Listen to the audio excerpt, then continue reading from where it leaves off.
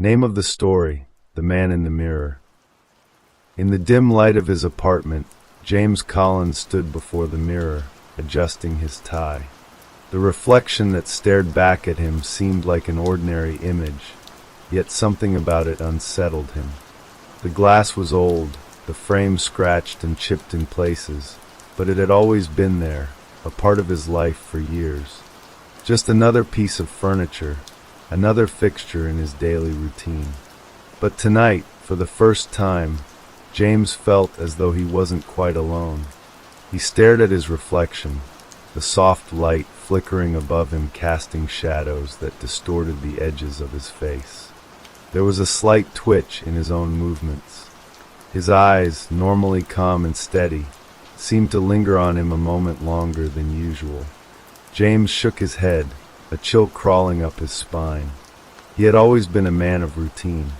Every morning, he would wake up at 6 o'clock, drink a cup of coffee, get dressed, and head out to work. Evenings followed the same pattern: a few hours spent reading, maybe some time watching television, and then sleep.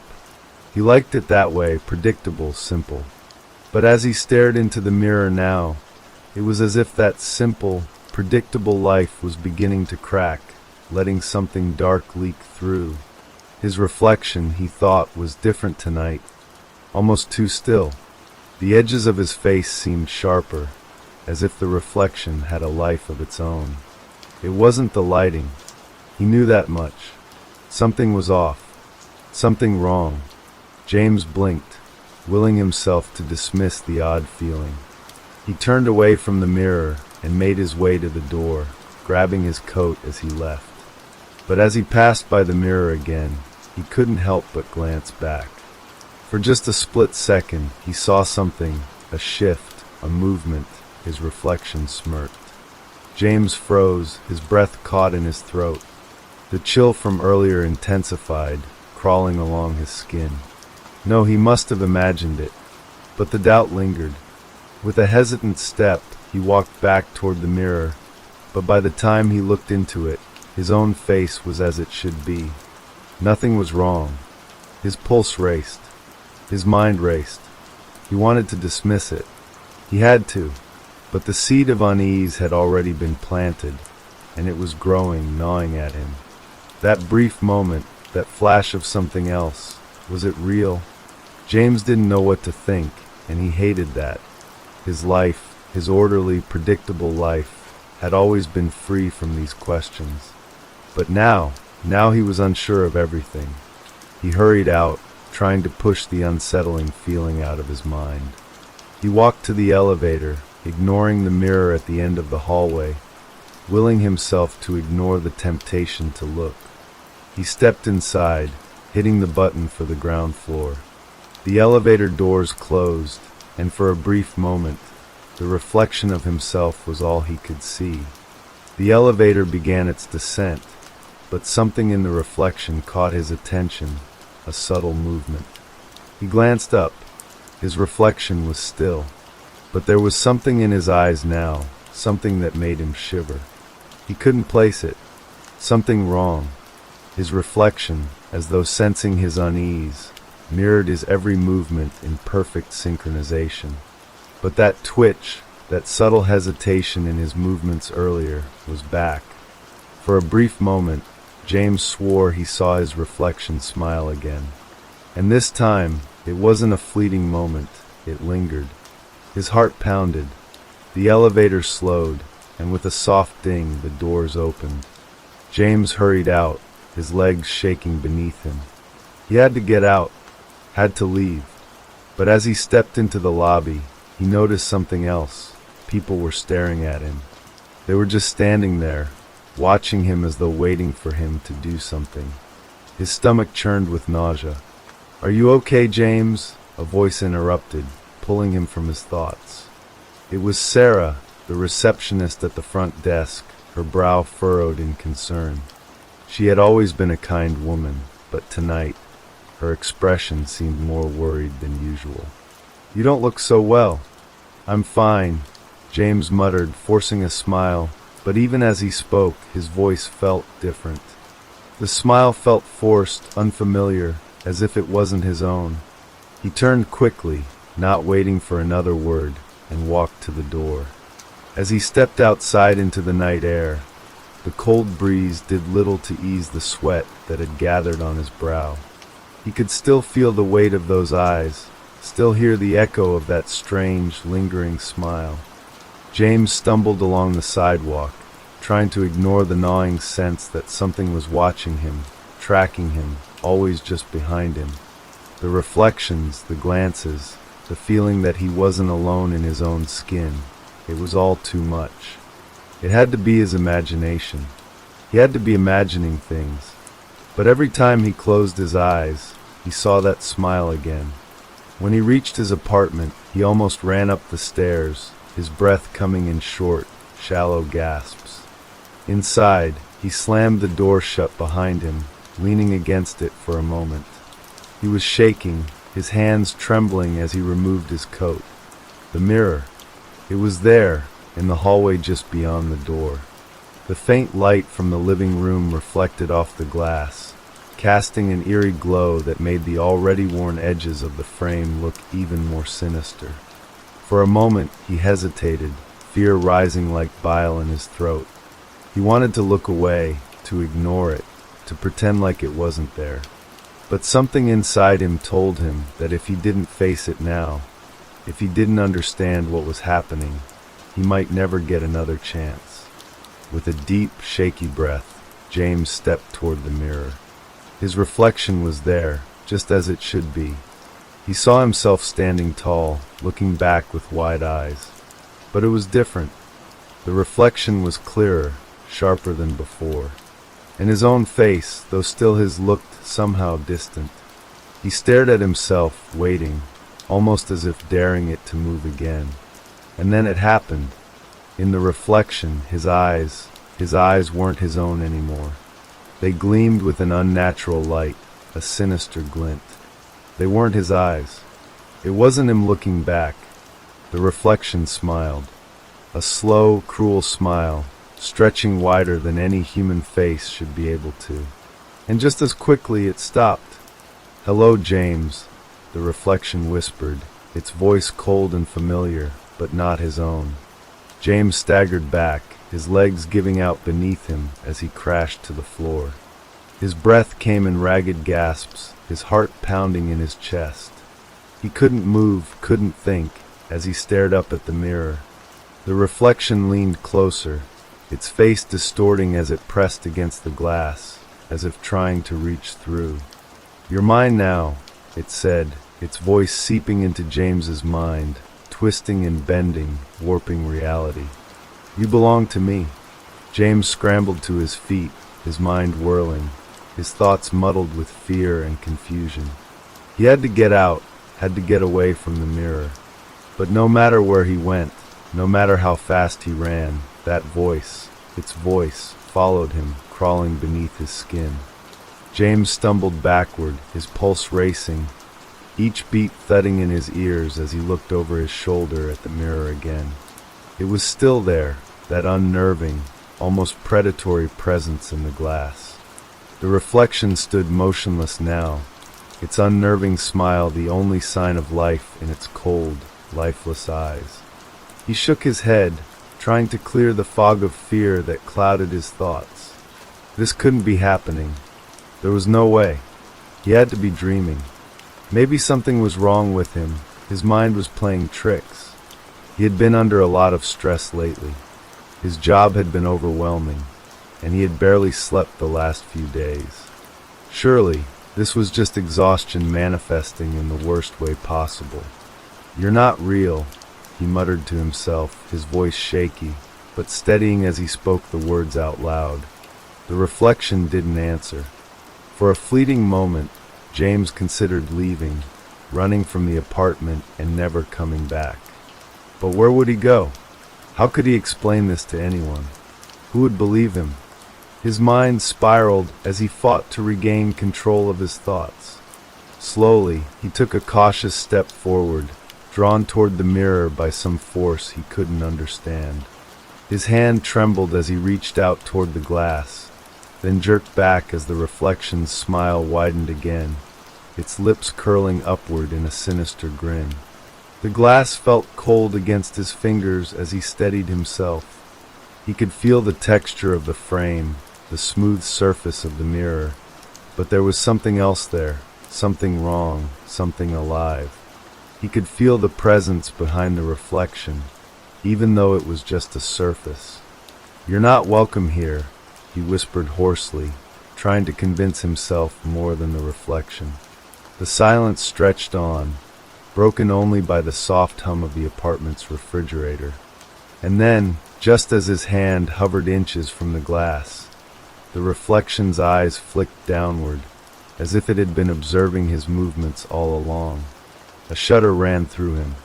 The reflection tilted its head in a slow, deliberate motion. And then for the first time it spoke. The voice was calm, eerily calm, like a whisper from the very pit of his mind. "Why fight it, James?" it asked, its voice carrying the weight of his own insecurities, twisting his thoughts, pulling at him like an invisible force. "You've always known this was coming. You've always known that there was something wrong with you." James's heart skipped a beat. The words hit him harder than anything he had ever felt before. His legs threatened to give way again, but he steadied himself, clutching the doorframe. This wasn't possible. He had to be losing his mind. He couldn't be hearing it speak to him, could he? "You're afraid, aren't you?" the reflection taunted, its voice dripping with mockery. "You've always been afraid of what you might become, of what you truly are." The words burrowed deep into his mind, like a virus, spreading through his thoughts. He felt it, those insecurities that had always lurked beneath the surface of his well-ordered life, rising to the surface, sharp and biting. His reflection knew him in ways he couldn't even begin to understand. It spoke of things he had never voiced to anyone, things that he himself hadn't admitted. "No," James whispered, his voice trembling. "You're just a mirror. You're nothing." The reflection's smile never wavered. "Am I nothing, James? Or am I everything you've been running from? Am I the part of you that you've kept hidden, buried deep inside?" The words hit harder than he could ever have imagined. James staggered back again, away from the mirror, but it felt as if the reflection's words were following him, haunting him. It wasn't just a reflection anymore. It was something real, something terrifying, something that knew him in ways no one ever could. With a gut-wrenching lurch, he turned and fled from the mirror, but even as he bolted for the door, he felt its presence watching him. He could hear its voice echoing in his ears, a twisted version of his own thoughts, a constant reminder of the thing he was becoming. He needed to escape, to get away from the apartment, from everything. But even as he reached for the door handle, he hesitated. The reflection's words clung to him like an iron chain, pulling him back. He had nowhere to run. There was nowhere safe. "Where are you going, James?" The reflection's voice whispered in his mind, its words like ice in his veins. "You can't escape me. You can't escape yourself." With a sharp intake of breath, James jerked the door open and stumbled out into the hallway. The silence of the building was deafening. He could hear his own breathing, shallow and quick, echoing in the empty space. The hallway stretched out before him, familiar yet somehow distorted. He couldn't get far enough from it. That presence, the mirror's reflection. He made his way toward the stairs, his feet stumbling as he descended, the sound of his footsteps sharp in the silence. He needed to clear his mind, to escape the suffocating feeling that something was watching him, waiting for him to break. The night air outside would help.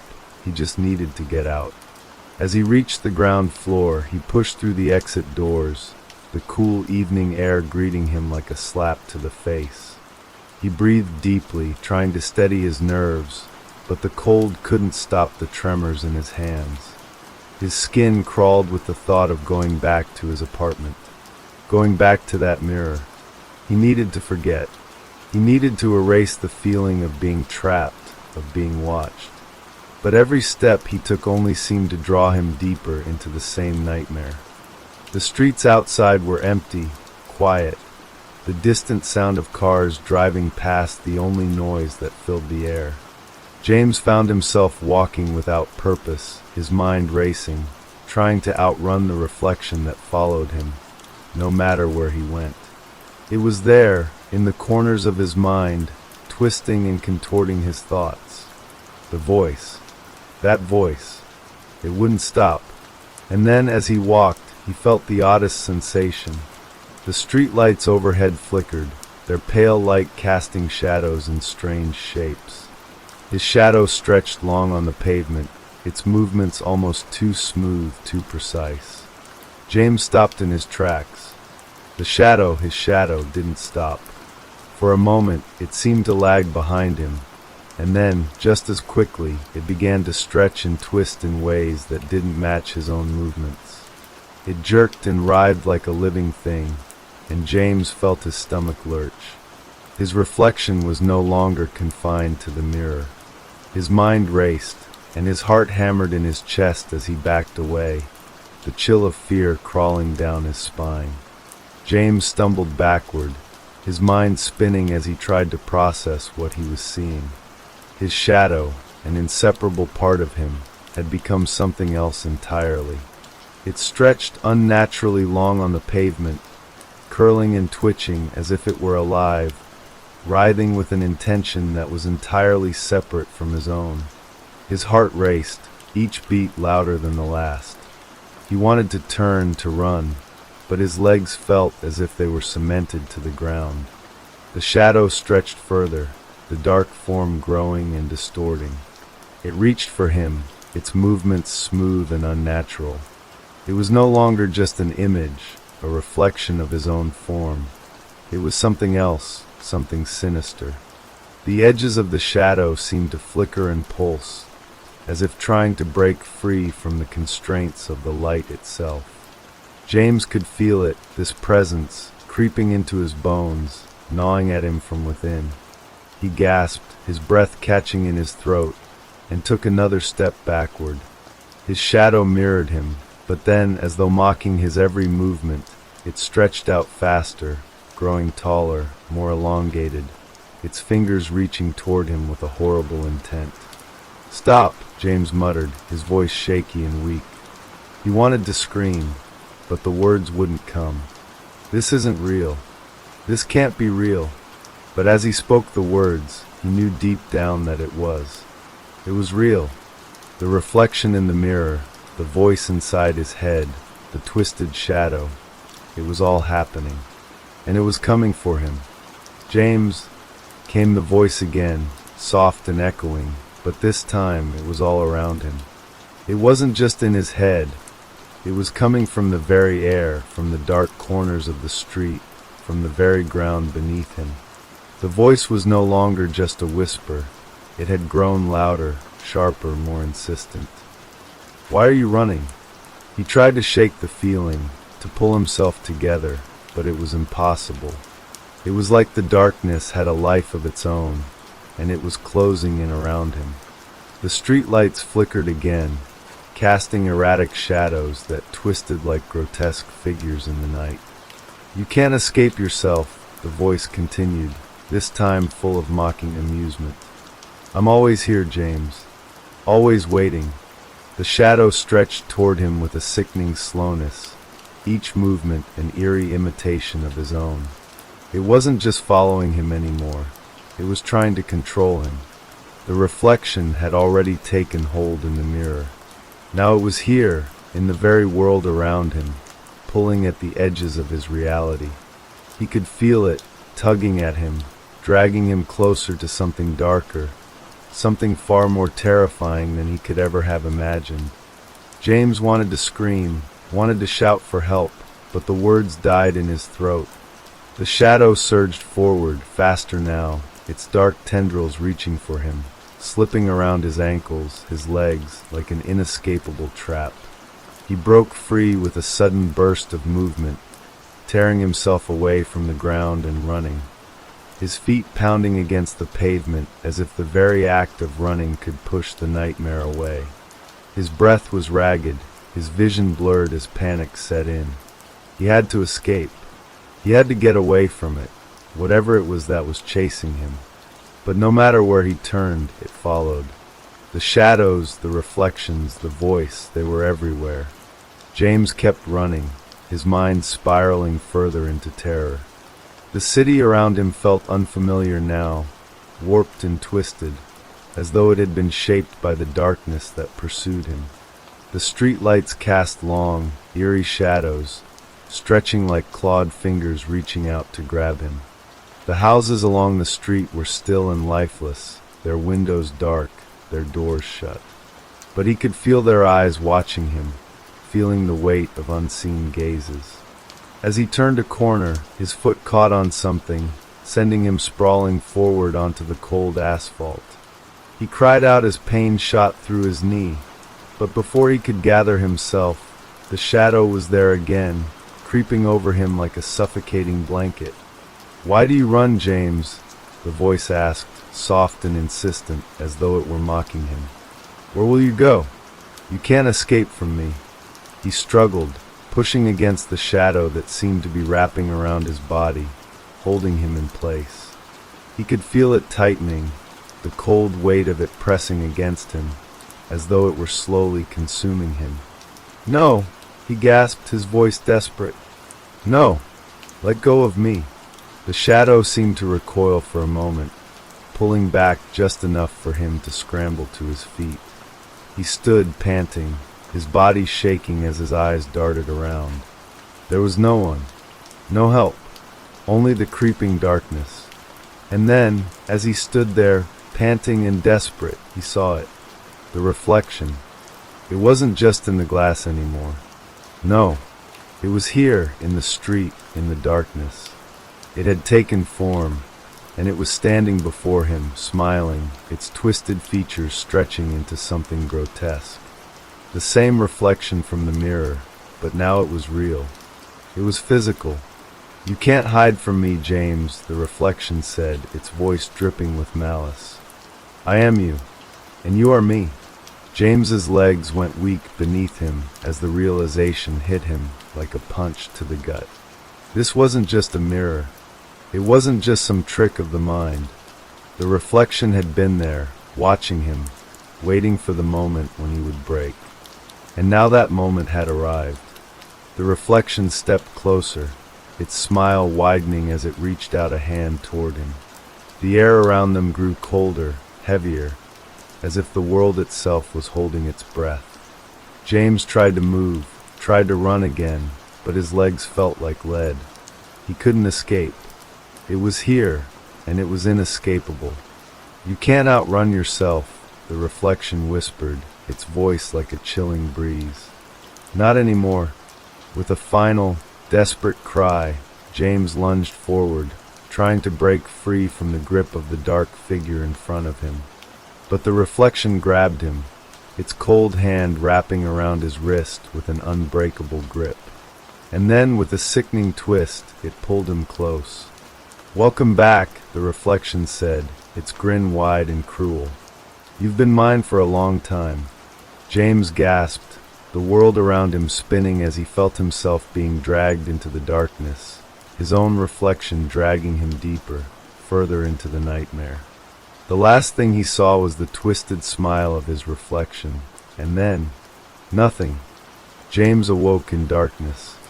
For a moment, he wasn't sure where he was. The air was thick and still, suffocating in its silence. He couldn't see anything, only blackness. The weight of his own body pressed down on him, making him feel heavy, as if he were sinking into the ground itself. He tried to move, to push himself up, but his limbs felt leaden, unresponsive. His heart raced, panic setting in, and he began to struggle, trying to sit up. But it was as though the darkness itself was holding him in place. His breathing grew frantic, his chest tightening as the sense of suffocation intensified. Where was he? What was this place? He felt like he was drowning in the blackness, like the world around him was closing in. And then a voice, familiar, chilling, broke through the silence. "You're still here, James," it whispered, its tone dripping with malicious amusement. "You really thought you could escape me, didn't you?" James froze, the words sinking deep into his mind, their meaning wrapping around him like a vice. It was the reflection's voice, but it was more than that. It was something else now. It was a part of him. The thought nearly sent him spiraling into madness. "You're mine now," the voice continued, its whisper so close it felt like it was inside his mind. "You can't escape yourself." James squeezed his eyes shut, desperately trying to block out the voice. His mind raced, trying to grasp some sense of reality, some way to escape this nightmare. He had to be dreaming. This couldn't be real. It couldn't. He had to wake up. But no matter how hard he fought, he couldn't seem to break free from the blackness, from the grip of the voice that echoed in his ears. The reflection had taken him. That much was clear. It wasn't just in the mirror anymore. It was inside him, twisting his thoughts, feeding off his fear. He could feel it, lurking in the shadows of his mind, waiting to consume him. "Look at yourself, James," the voice whispered again, softer now, as if coaxing him into something. "Look at what you've become." The darkness seemed to pulse around him, a slow, rhythmic beat, like the ticking of a clock, counting down to something terrible. Slowly, painfully, James forced his eyes open, his vision adjusting to the void around him. There were no shapes, no light, just endless blackness. But then, in the far distance, a faint light flickered. He blinked, unsure if it was real, but it grew brighter, pulling him toward it like a magnet. His legs finally responded, though sluggishly, and he stood. Each step he took felt heavy, like moving through thick mud, but he kept walking. The light ahead grew clearer as he advanced, a pale, flickering glow, almost like the light from a candle. As he drew closer, he realized the light was coming from a mirror. He stopped short, his heart leaping into his throat. There it was again, the reflection. But it wasn't just a reflection this time. It stood in front of him, alive, its smile stretched wider than ever. The reflection's features were twisted, contorted into something monstrous, its eyes glowing with an unnatural gleam, its grin a grotesque imitation of his own. It wasn't just a mirror image anymore. It had become something else, something that shouldn't exist. "Do you see me now, James?" the reflection asked, its voice low, almost soothing. "I've always been here waiting. I've always been a part of you." James felt a cold shiver run through him, his breath catching in his throat. He wanted to scream, to fight back, but he couldn't move. He was frozen in place, unable to tear his eyes away from the mirror, from the reflection that now seemed to be breathing, moving, living in the way he couldn't. "You're not real," James choked out, the words barely audible. "You're just a reflection." The reflection laughed, a deep, hollow sound that echoed through the void. "That's what you want to believe, isn't it? But I am you, James. I always have been. You've spent your whole life hiding from me, pretending I don't exist. But I've been here all along, just waiting for you to see the truth." The reflection's hand reached toward the glass, and for a moment, James thought it might touch him. But instead, it gripped the edge of the mirror, its fingers curling into the frame. The glass seemed to ripple, warping like water, as if the reflection was about to step out into his world. The air grew cold, the darkness thickening around him. He could feel something shifting, changing, the very space around him warping, as if reality itself were bending under the weight of what was happening. "No," James whispered, his voice trembling with fear. "No, this can't be real." But as he spoke, the reflection's smile grew wider, more monstrous. "It is, James.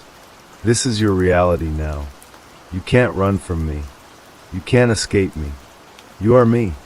The words hit him like a slap, a cold, brutal truth that he could no longer ignore. He had spent his life running from his own darkness, from the parts of himself he feared most, but now there was nowhere left to hide. The reflection had come to claim him, and it was never going to let him go. The mirror in front of him seemed to stretch, warping further as if it were opening, pulling him in. James reached out instinctively, his hand trembling as he touched the glass. It was cold, colder than anything he had ever felt. He could feel it now. The mirror was no longer just a reflection. It was a doorway, a portal to something darker, something far worse than anything he had ever imagined. And then, in a movement that was almost too fast to comprehend, the reflection's hand shot out of the mirror, grabbing his wrist with a grip that was as cold and unyielding as death itself. "You've come so far, James," it whispered in his ear, its voice low and mocking. "But you've always been mine." Before he could react, the reflection yanked him forward, pulling him into the mirror, into the darkness beyond. His scream echoed as his body was sucked into the glass, his form vanishing into the twisting blackness that seemed to stretch on forever. And then all was silent. James blinked, his mind swimming in confusion as he came to his senses. His body felt weightless, as though suspended in space. There was no ground beneath him, no walls, no sense of direction. He could feel the cold seeping into his bones, but it wasn't just the chill of the air. It was an unnatural cold, one that seemed to come from within, as though his very soul had been touched by something dark. His head throbbed, his thoughts scattered and broken. He couldn't make sense of where he was. The last thing he remembered was being pulled into the mirror, dragged into the dark reflection, but now he was here. But where was here? "James," a voice whispered, smooth and insidious, curling around him like smoke. It was the reflection's voice, but now it sounded different, closer, somehow more intimate. "Welcome to my world. This is where you truly belong." James's heart skipped a beat. He tried to speak, to call out, but his throat was dry, his voice caught somewhere deep inside. The darkness pressed in from all sides, thick and suffocating. He couldn't see anything, but he could feel it, the presence of something watching him, something waiting. "You thought you could escape me," the voice continued, each word echoing in his mind, "but I'm always with you, always inside. You can't run from yourself." He closed his eyes, shaking his head, willing the voice to stop. This couldn't be happening. It couldn't. He wasn't here. This wasn't real. He wasn't trapped in some twisted version of his own mind. He was just dreaming. That had to be it. This was some nightmare, and he would wake up soon. It was the only explanation. But even as he thought it, he knew it wasn't true. He wasn't dreaming. This place, this suffocating void, was real. It was his mind, twisted into something unrecognizable. The reflection was here with him. He could feel it, lurking just out of sight, the malicious presence of it. "Look at me, James," the voice cooed, now in his ear. "I'm you. You can't escape me. Not now, not ever." James flinched, his body trembling. It was right. He couldn't deny it anymore. The reflection, that thing in the mirror, had always been a part of him. It was a dark fragment of his soul, an embodiment of everything he had suppressed, every fear, every shadowy thought he had buried deep within himself. The reflection wasn't just some trick of the glass. It was him. It was his darkness given form. The weight of that realization hit him like a wave, pulling him deeper into the abyss. His breath quickened, his chest tightening as his panic grew. "Why fight it, James?" the voice whispered, soothing now, as though it were trying to lull him into acceptance. "You've always known I was here. You've always known you would come to this point. You can't outrun what you are." "No," James gasped, forcing the words through his clenched teeth. "No, this isn't me. I'm not you." The darkness around him seemed to laugh, a hollow sound that reverberated through the emptiness. You're wrong. You are me. You always have been." Suddenly the void shifted, and the air grew colder still. James felt the change before he saw it. Something was moving in the shadows. He could feel it, brushing against him like a cold breeze, but there was no wind. The dark shape twisted and swirled, growing, expanding, taking on a form. He could feel the reflection moving, stretching out of the dark, and for the first time since he had been pulled into this place, he saw it. It was him, but not. It stood before him, its form a grotesque mirror image of his own, but distorted, stretched out of shape. Its eyes glowed with an eerie light, its grin wide and jagged, its features twisted into something far more sinister than anything James could ever have imagined. It was a mockery of his own face, a warped version of himself, a reflection of everything he feared. "You see, James," the reflection said, stepping forward with slow, deliberate steps. "I'm not just a shadow. I'm your shadow. I'm everything you hide from. Every thought you push away. Every secret you bury deep inside yourself. I'm the truth you refuse to see." James staggered back, his heart hammering in his chest. The reflection's eyes locked onto his, and for a moment he felt as though it could see into the very core of him. It knew him, knew every weakness, every fear. It was him, and he was nothing more than a hollow shell standing in front of it. The reflection raised its hand, and James instinctively recoiled. But the dark figure didn't touch him. Instead, it reached into the air, its fingers curling around an unseen thread.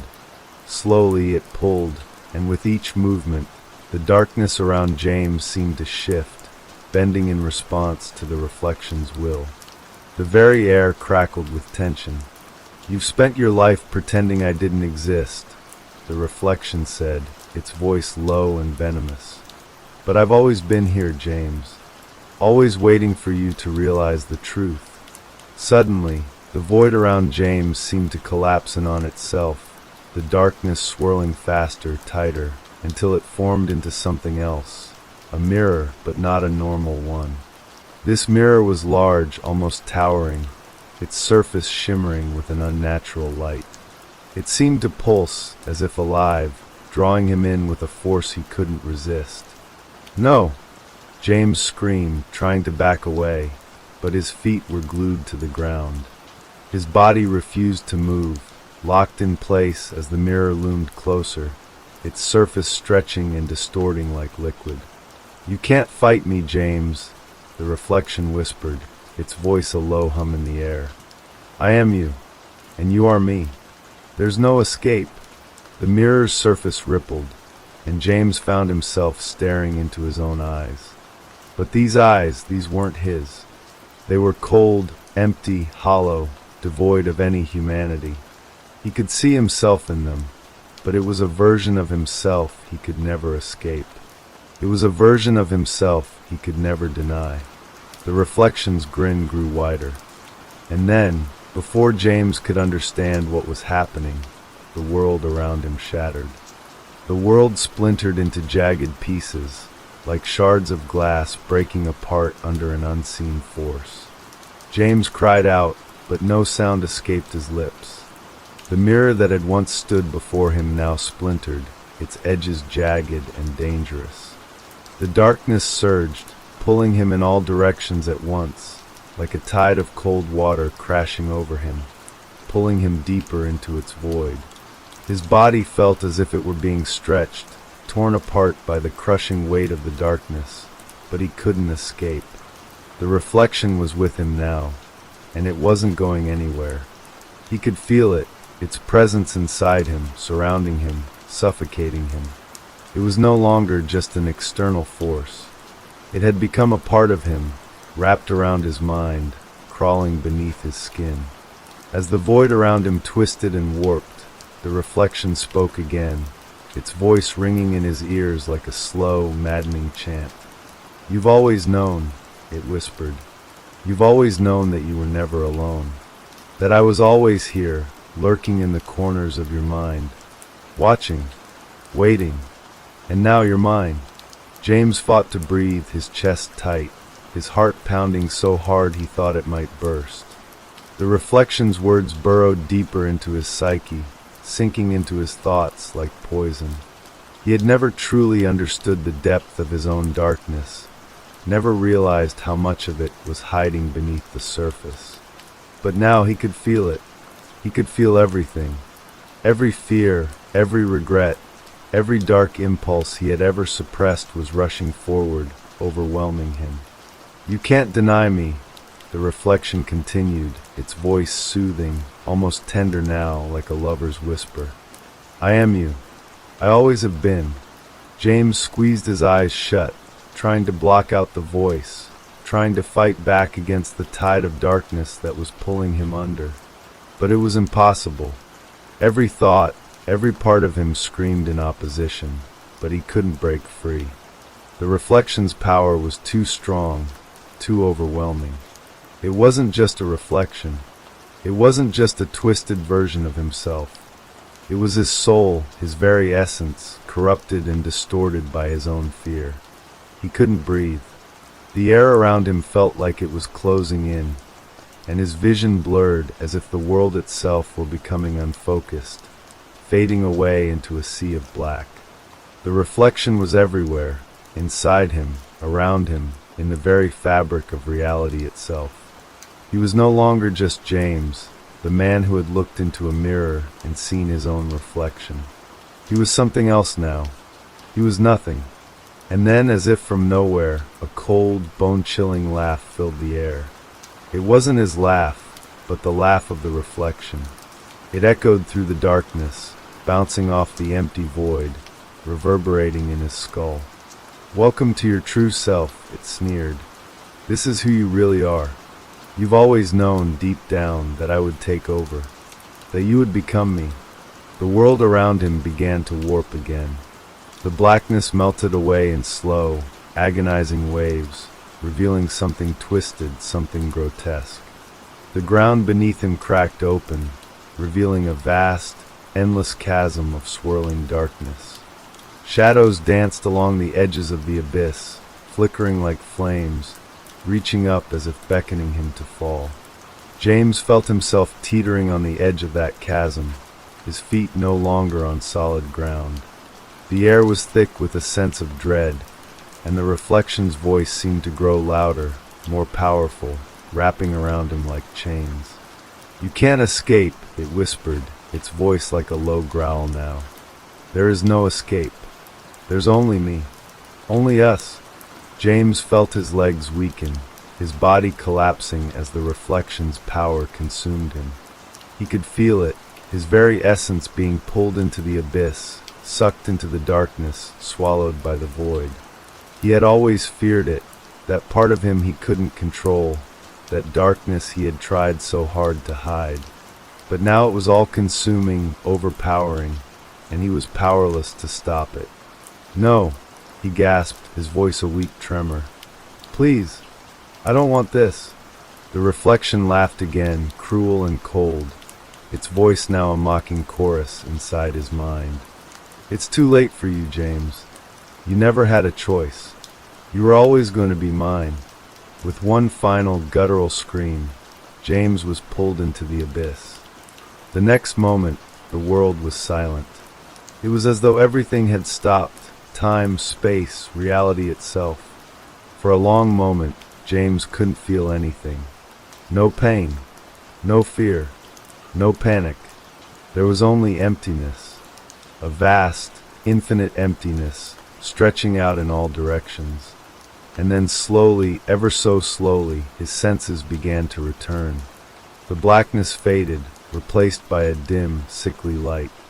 He blinked, his vision blurry at first, but gradually clearing. He was standing in a room, though it was unlike any room he had ever seen. The walls were made of dark, polished stone, their surfaces slick and reflective like glass. The floor beneath him was cold, smooth, but uneven, as though it were shifting beneath his feet. A mirror stood before him. He didn't want to look, didn't want to see it, but somehow he was drawn to it. Against his will, his eyes moved to the surface. And there in the mirror he saw it. Himself, but not the man he had been. This was a twisted version of him. His face pale, his eyes hollow, his features distorted into something monstrous. The reflection smiled at him, its lips curling into a wicked grin. "You are mine now," the reflection whispered, its voice smooth, soothing like a lullaby. "You've always been mine." James trembled as he stared into the mirror, knowing deep down that the reflection was right. There was no escaping it. He had become a part of it now, a part of the darkness, a part of the reflection. He was lost. James stood frozen in front of the mirror, his breath coming in short, shallow gasps as his reflection's twisted smile widened even further. It was mocking him, taunting him with every breath he took. He wanted to look away, to turn and run, but his legs refused to move. It was as if the mirror was pulling him in, its surface a magnet that held him captive. He couldn't escape it, couldn't escape the reflection that now controlled every part of him. He stared into his own hollow eyes, feeling an overwhelming sense of dread wash over him. The reflection was no longer just a distorted version of him. It had become his true self, the one that had been lurking in the shadows all along, waiting for the moment to take over. And now that moment had come. "You can't escape me," the reflection whispered, its voice dripping with cruel amusement. "You were always going to be mine. I've always been inside you, James. You just had to let me out." James swallowed hard, his throat dry, his body shaking as the reflection's voice curled through his mind like a dark, poisonous tendril. He had always feared this moment, feared the darkness that lay within him, but now it was all too real. He had allowed it to consume him, to take him over, and now there was no turning back. He was trapped, not just in the mirror, but in his own mind. The reflection's smile turned into a grin, sharp and predatory. "Do you like what you see?" it taunted, its voice low and cold. "This is who you truly are, James. All the lies, all the facades, they're gone now. You can't hide from me anymore. You never could." The words echoed in his mind, the weight of them crushing him. He wanted to scream, to fight back, but his body was paralyzed, locked in place by an invisible force. He tried to move his arm, to break free, but it was like his body was no longer his own. The reflection had taken control. "You belong to me," it said again, this time with a cruel finality in its voice. "There is nothing left of the man you once were. You are me, and I am you." The words felt like a death sentence, each one cutting deeper into his soul. He was no longer just James, the man who had lived, breathed, and existed in the world. He was a twisted version of himself, a reflection of his own darkness. And there was no escape. But even as the weight of that truth settled over him, James felt something stir deep within his chest. A flicker of defiance, a tiny spark of resistance. It was small, fragile, but it was there. He wasn't ready to give up, not yet. He couldn't just let the reflection win. "Stop," he whispered, the words barely leaving his lips. I won't let you have me." The reflection chuckled darkly, its eyes gleaming with sadistic pleasure. "Oh, James," it sighed mockingly, "you're still in denial. You still think you have control. But the truth is, you always wanted me. You always knew I was here, waiting. And now, you'll finally accept what you are." James clenched his fists, his nails digging into his palms as he fought against the overwhelming urge to surrender. He wanted to scream, to fight, but it felt like there was no air in his lungs, no strength left in his body. His mind screamed in protest, but his body remained still, trapped in the reflection's grip. The reflection stepped closer, its form now filling the entire surface of the mirror. It reached out with one hand, its fingers long and thin like claws, as if it were reaching for him. James could feel its touch, even though it hadn't physically made contact yet. He could feel it creeping into his mind, twisting his thoughts, pulling him further into its grip. "Look at yourself, James," it whispered, the words sweet and venomous. "Look at the man you've become. Look at what you truly are." James could no longer resist.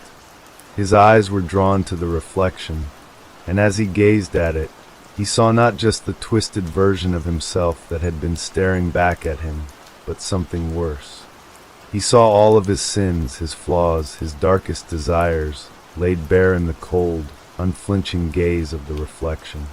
He saw the parts of himself he had spent his entire life trying to bury, the anger, the bitterness, the self-loathing, and he could no longer deny it. This was who he truly was.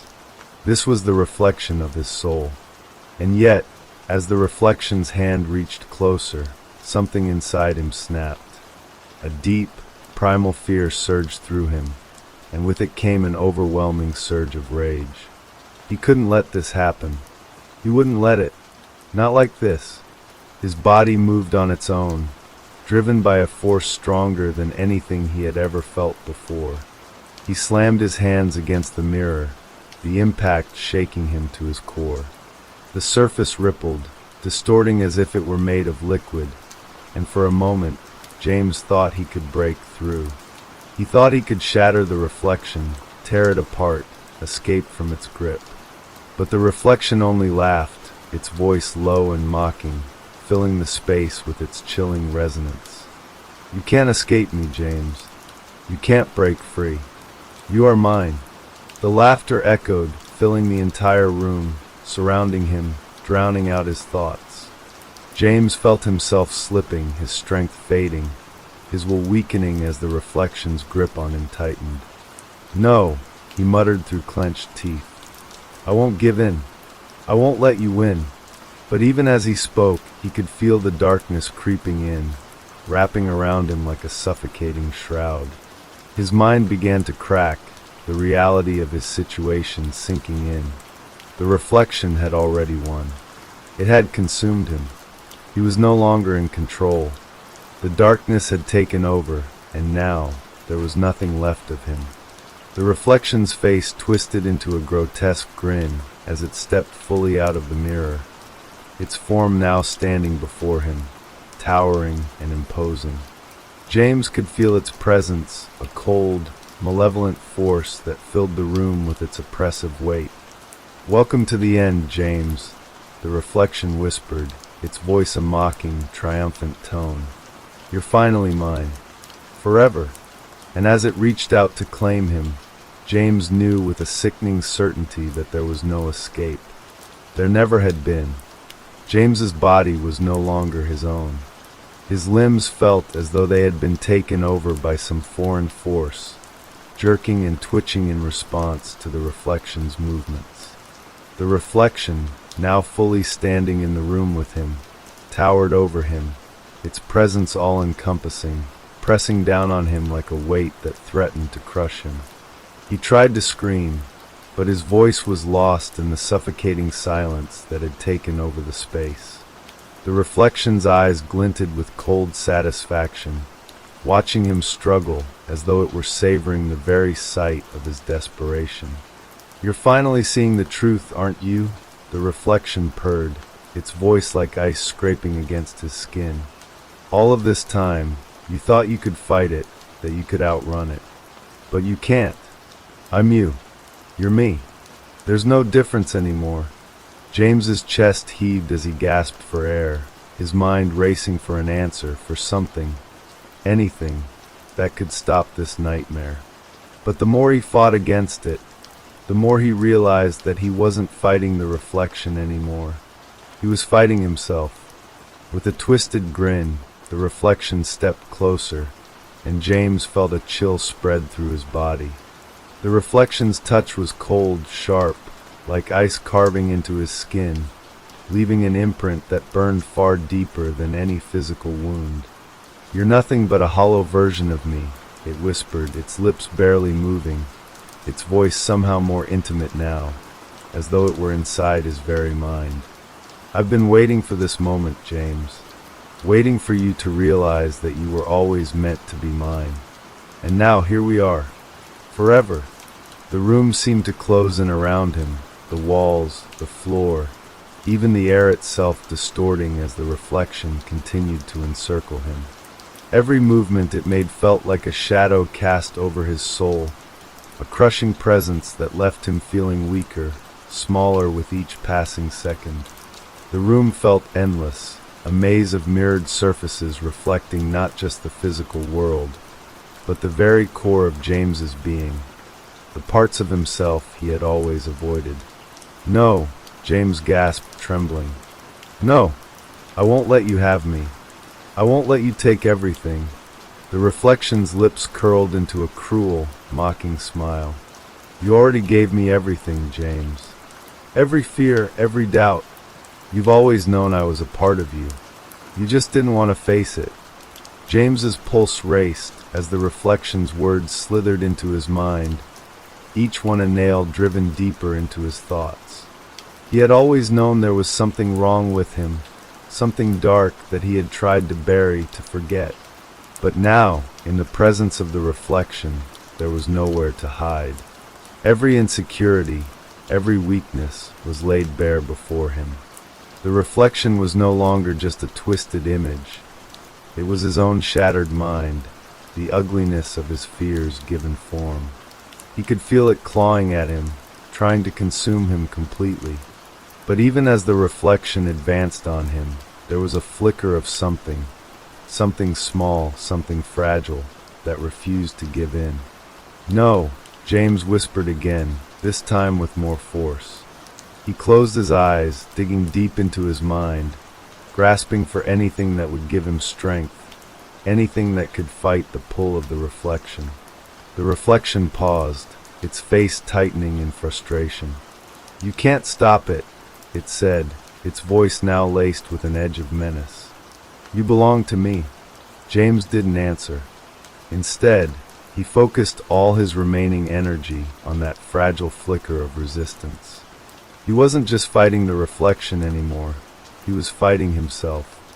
The only way to escape was to confront the darkness within, to accept it instead of allowing it to consume him. With a forceful breath, he opened his eyes and looked at the reflection, not with fear, but with something else. Something more powerful. "You're not me," he said, his voice hoarse but steady. "You're just a part of me, but you don't control me. I won't let you." The reflection paused, its expression faltering for a brief moment, like a crack in its otherwise perfect facade.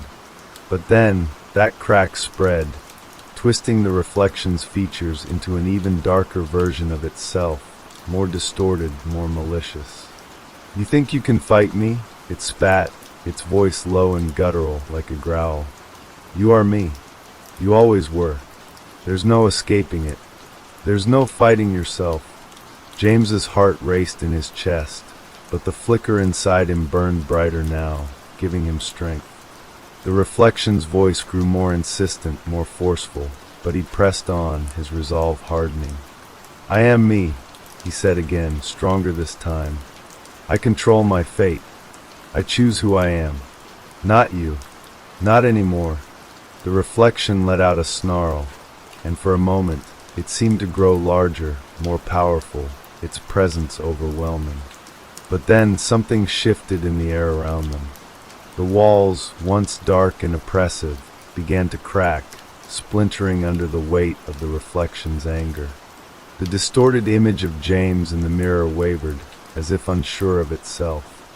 James's chest tightened as the force of the reflection seemed to pull at him, but he fought back with everything he had. He stepped forward, raising his hand, and slammed it against the mirror with all his strength. The mirror shattered. The shards of glass exploded outward in a violent burst, the sound deafening, like a thunderclap in his ears. The reflection screamed, its voice high and shrill, distorted beyond recognition as it shattered with the mirror, its form dissipating into the broken fragments of glass. For a moment, everything was silent. James stood there, his breathing ragged, his hands trembling as he looked around the room.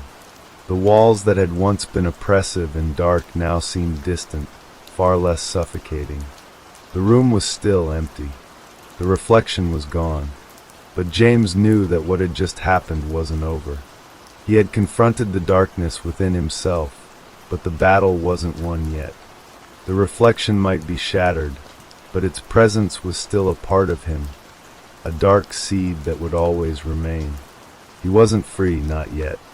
But for the first time in what felt like an eternity, James felt a glimmer of hope. James stood in the quiet aftermath, his body still trembling from the strain of the battle he had just fought. The room around him felt different now, lighter, almost as though the oppressive weight of the reflection's presence had been lifted. Yet, despite the silence, there was a lingering unease in the air, an unshakable sense that this was far from over. The mirror shards littered the floor, gleaming like jagged teeth in the dim light. He stared at them, watching as the tiny slivers of glass seemed to shimmer in the quiet room, reflecting his form in 1,000 fractured pieces. It was almost as though the reflection was still there, scattered throughout the shards, whispering to him from every angle. But James wasn't about to give in again.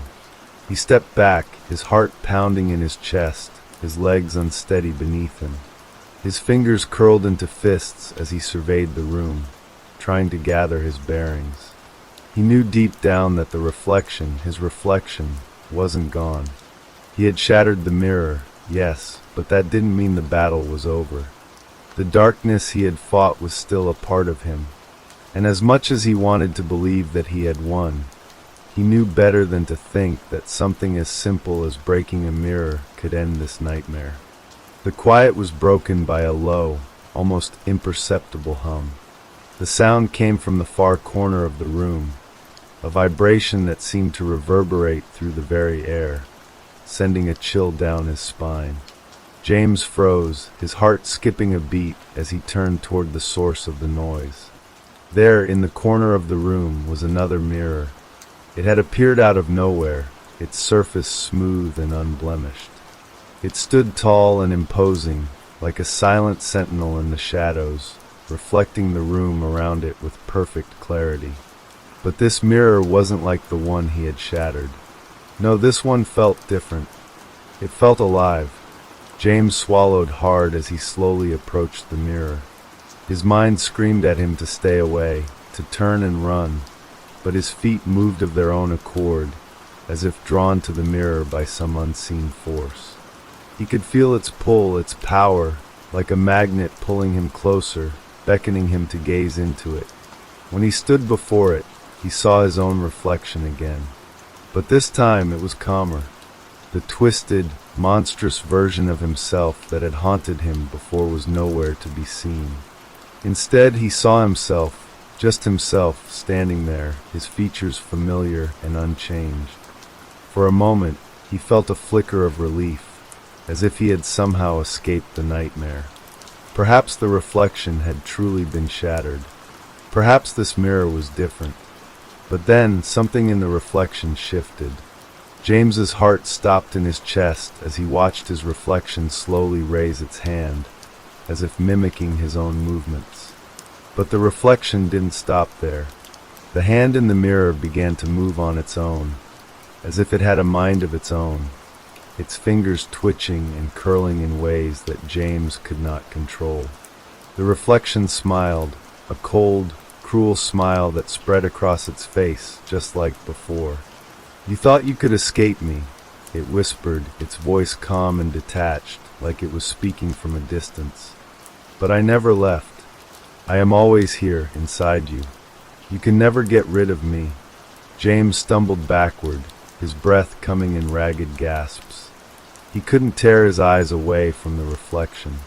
It was no longer just an image. It was alive. It was him, but not him. Something darker, something twisted, something that had always been there, lurking beneath the surface. The reflection's smile widened, its eyes narrowing in satisfaction. "You can try to break the mirrors, James, but you can't break me. I am part of you, and you are part of me. There is no escaping this." "No!" James shouted, his voice raw and desperate. "You're not me. You're a lie." The reflection's grin never faltered. It stepped forward, its movements fluid and effortless, as if it were walking in the same space as James, just inches away. It reached out a hand, its fingers curling toward James's chest, and the air seemed to grow heavier, suffocating, as if the room were closing in on him. "Do you really think you can outrun yourself?" the reflection asked, its voice low and mocking. "Do you think you can fight me forever?" James's heart thundered in his chest as he backed away, panic rising in him once more. His mind raced, trying to find a way out, a way to end this once and for all. He had destroyed the first mirror. Why couldn't he destroy this one? Why was it still here, still tormenting him? But as he looked into the reflection's eyes, he realized something that made his blood run cold. The reflection wasn't just a twisted version of him. It was his thoughts, his fears, his very essence personified. It wasn't just an image on glass. It was the embodiment of everything he had ever suppressed, everything he had ever tried to run from. "You will never be free," the reflection said, its voice gaining strength. "You are mine, James. Forever." A wave of dizziness washed over James, his vision spinning as his knees buckled beneath him. He fell to the floor, gasping for breath, his mind slipping into a haze. The reflection's voice echoed in his ears, its words like poison sinking into his thoughts, clouding his mind with doubt. "Give in," it whispered, the sound of its voice now soothing like a lullaby. "You can't fight me. You've never been able to fight me." James squeezed his eyes shut, trying to block out the reflection's voice, trying to ignore the crushing weight of its words. He couldn't let it win. He wouldn't let it. He had fought too hard to give up now. With every ounce of strength he had left, James forced his eyes open and looked into the reflection once more. This time, though, he didn't see fear. He didn't see the twisted monster that had haunted him before. He saw himself, the real him. "I am me," James whispered, his voice shaking but resolute. "And I won't let you control me." The reflection's smile faltered, just for a moment. But that moment was all James needed. With a shout, he lunged toward the mirror, reaching for the jagged shards of glass on the floor, gripping one tightly in his hand. The reflection screamed, its image distorting as it recoiled from the glass, but James didn't hesitate. With a single, powerful motion, he thrust the shard into the mirror, shattering it once more. The world went dark. James's world collapsed into an abyss of blackness. The moment the shard connected with the mirror, the room seemed to dissolve around him, as though the very fabric of reality had been torn apart.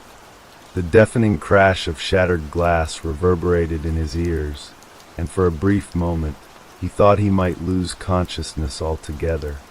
But then the darkness thickened, curling around him like tendrils, suffocating him, pulling him deeper into its depths. He gasped, his breath ragged, struggling to find solid ground in the void. His heart thudded painfully in his chest as his thoughts spun, every nerve in his body screaming. Where was he? What was happening? Slowly, the darkness began to lift, and James found himself standing in a place he couldn't recognize. He was no longer in the familiar, dimly lit room with the broken mirrors. This was something else. A hallway stretched out before him, long and narrow, bathed in an eerie, flickering light. The walls were covered in cracked paint, peeling like skin from an old wound. The air was thick with the stench of mildew and rot, a nauseating, choking smell that made his stomach churn. The floor beneath him creaked with every step, as though it might collapse at any moment. James's breath caught in his throat. It was the same sense of claustrophobia he had felt in the mirror room, but amplified, stretched into an unending maze. The walls seemed to close in on him, narrowing with every step he took. He could feel something, someone watching him from the shadows. He wasn't alone. The faint, distorted echoes of his own footsteps reverberated through the hallway. But there was another sound, distant, barely audible, but unmistakable. A soft whisper, like a voice just out of reach. He strained his ears, trying to catch the words, but the moment he thought he heard something, it was gone, swallowed by the oppressive silence. He froze, his heart hammering in his chest. Was it the reflection? Was it still here? Could it follow him into this place? James, the voice came again, louder this time, a twisted whisper that sent a shiver crawling down his spine. He whipped around, his eyes wide, but there was nothing there. Just the endless hallway, stretching into the darkness, the peeling walls mocking him with their silence. But that voice, it was real. He wasn't imagining it. James, the whisper again, closer this time. He turned his head sharply to the left, and then to the right, but still there was nothing. A cold chill ran through him, and his pulse quickened.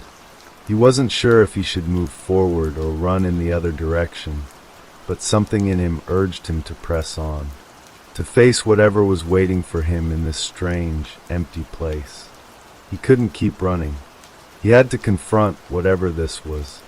He took a tentative step forward, his shoes creaking on the old wood, the sound grating on his nerves. His breath came in shallow bursts, and he tried to steady his hands, but they shook violently. The whispering voice was getting louder, clearer, more insistent. James, it was coming from ahead, further down the hallway. The words twisted and warped with every syllable, growing darker and more malevolent. It was no longer just a whisper. It was a voice full of hunger, of malice, of something that had waited a long time to be heard. James took another step forward, and the hallway seemed to stretch infinitely before him. The air grew thicker, harder to breathe, as if it were pressing down on him from all sides. The faint flickering of the overhead lights made the shadows dance, stretching and twisting as though alive, reaching out to him. A door appeared ahead, out of nowhere, its edges jagged, the wood chipped and worn. It was the only thing in the hallway that stood out, the only thing that seemed to make sense in this distorted place. Without thinking, James moved toward it, his legs moving of their own accord, driven by the pull of that voice. The closer he got, the stronger the feeling of dread became, gnawing at his mind, at his sanity. He reached the door, his hand trembling as he grasped the cold, rusted handle. The whispering had stopped, replaced by an unsettling stillness that hung heavily in the air. James hesitated for a moment, his mind racing with every possibility. What if this was it? What if this door led him into the reflection's grip once more? What if this was just another part of the nightmare? But then a low, guttural growl echoed from behind him. His blood ran cold. He spun around, heart racing, eyes scanning the shadows for any sign of movement. The hallway was empty, just the same as before. But that growl, that sound, it had been real. It had come from somewhere close, somewhere dangerous. James's breath hitched in his throat as he realized he wasn't alone. He had never been alone. The darkness behind him seemed to shift, to move, to twist in unnatural ways. A shadow, long and stretching, like the form of a man, emerged from the gloom. The silhouette was dark, indistinct, but unmistakably alive, its outline flickering like the flame of a candle caught in the wind. It was the reflection. The voice came again, but this time it wasn't a whisper. It was a low, chilling chuckle, full of satisfaction. "You can't run from me," the reflection said, its voice clear and sharp, like a blade cutting through the silence. "I've been waiting for you, James. Always."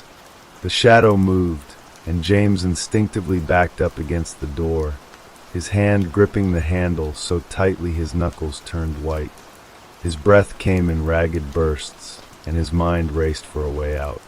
There was no escape. He had nowhere to go. The reflection, his reflection, stepped forward, its shape becoming clearer, more defined with each step. The features were his, but twisted, distorted, like a nightmare come to life.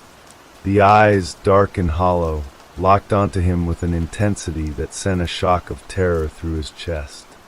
"You thought you could defeat me," the reflection continued, its voice mocking, cruel. "But I am you, James. I am the darkness you've carried all these years. You can't escape me. You can't escape yourself." James could feel the coldness of its presence pressing in on him, suffocating him. He couldn't breathe, couldn't think, couldn't move. And then, just as it seemed the shadow would consume him whole, something snapped in his mind. He remembered the shard of glass, the shattered mirror. He had fought it before, and he could do it again. The reflection might be part of him, but it didn't control him. Not anymore. With a sudden burst of strength, he swung the door open, stepping into the darkened room beyond. The reflection snarled, its voice echoing in his mind, but James didn't look back. He couldn't. He had to keep moving. James stumbled into the room, the door slamming shut behind him with a deafening bang. The sudden isolation, the sudden silence, hit him like a physical blow. He pressed his back against the cold wooden door, his breath coming in frantic gasps as he tried to steady himself. His heart pounded so hard against his chest that it felt like it might break free, but there was no time to rest. The reflection, his reflection, was still out there, waiting for him, hunting him. He scanned the room quickly, taking in the details. It was a small, dimly lit space, almost like a forgotten attic.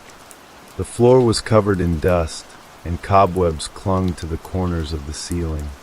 The air smelled stale, like it had been trapped here for years, just like the rest of this place.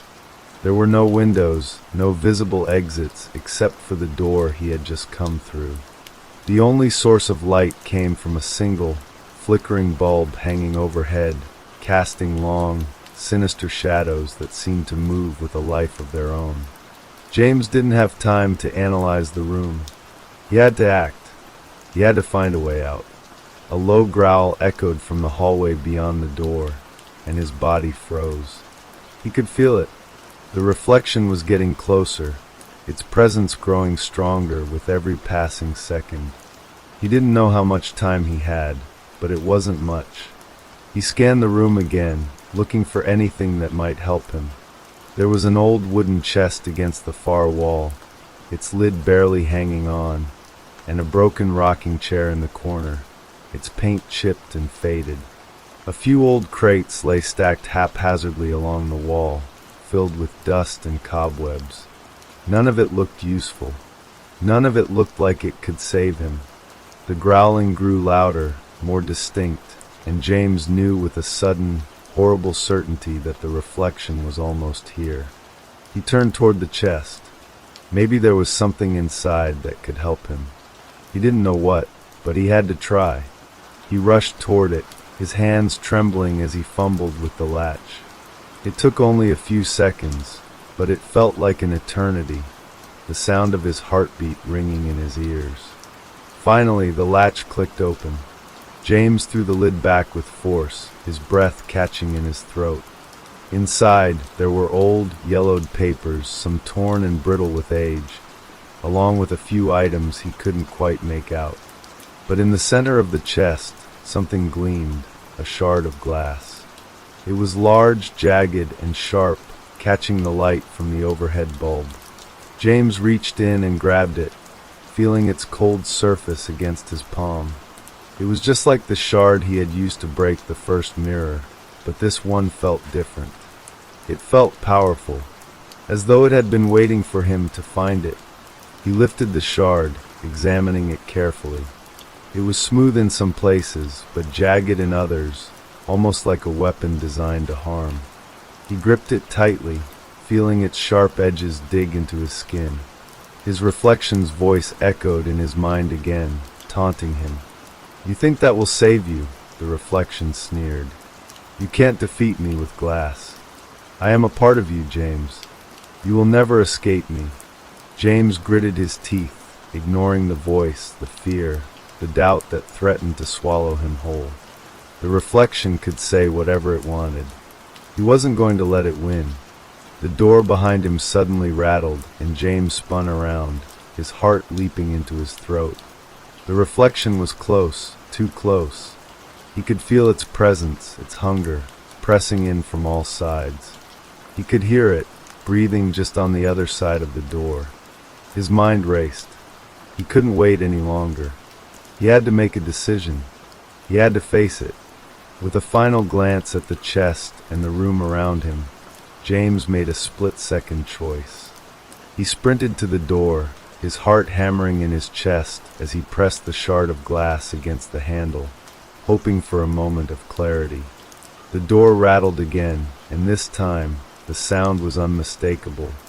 The reflection was on the other side, pushing against it, trying to break through. He could hear its breath, its low, guttural growl, growing louder with each passing second. James, the voice was no longer just a whisper.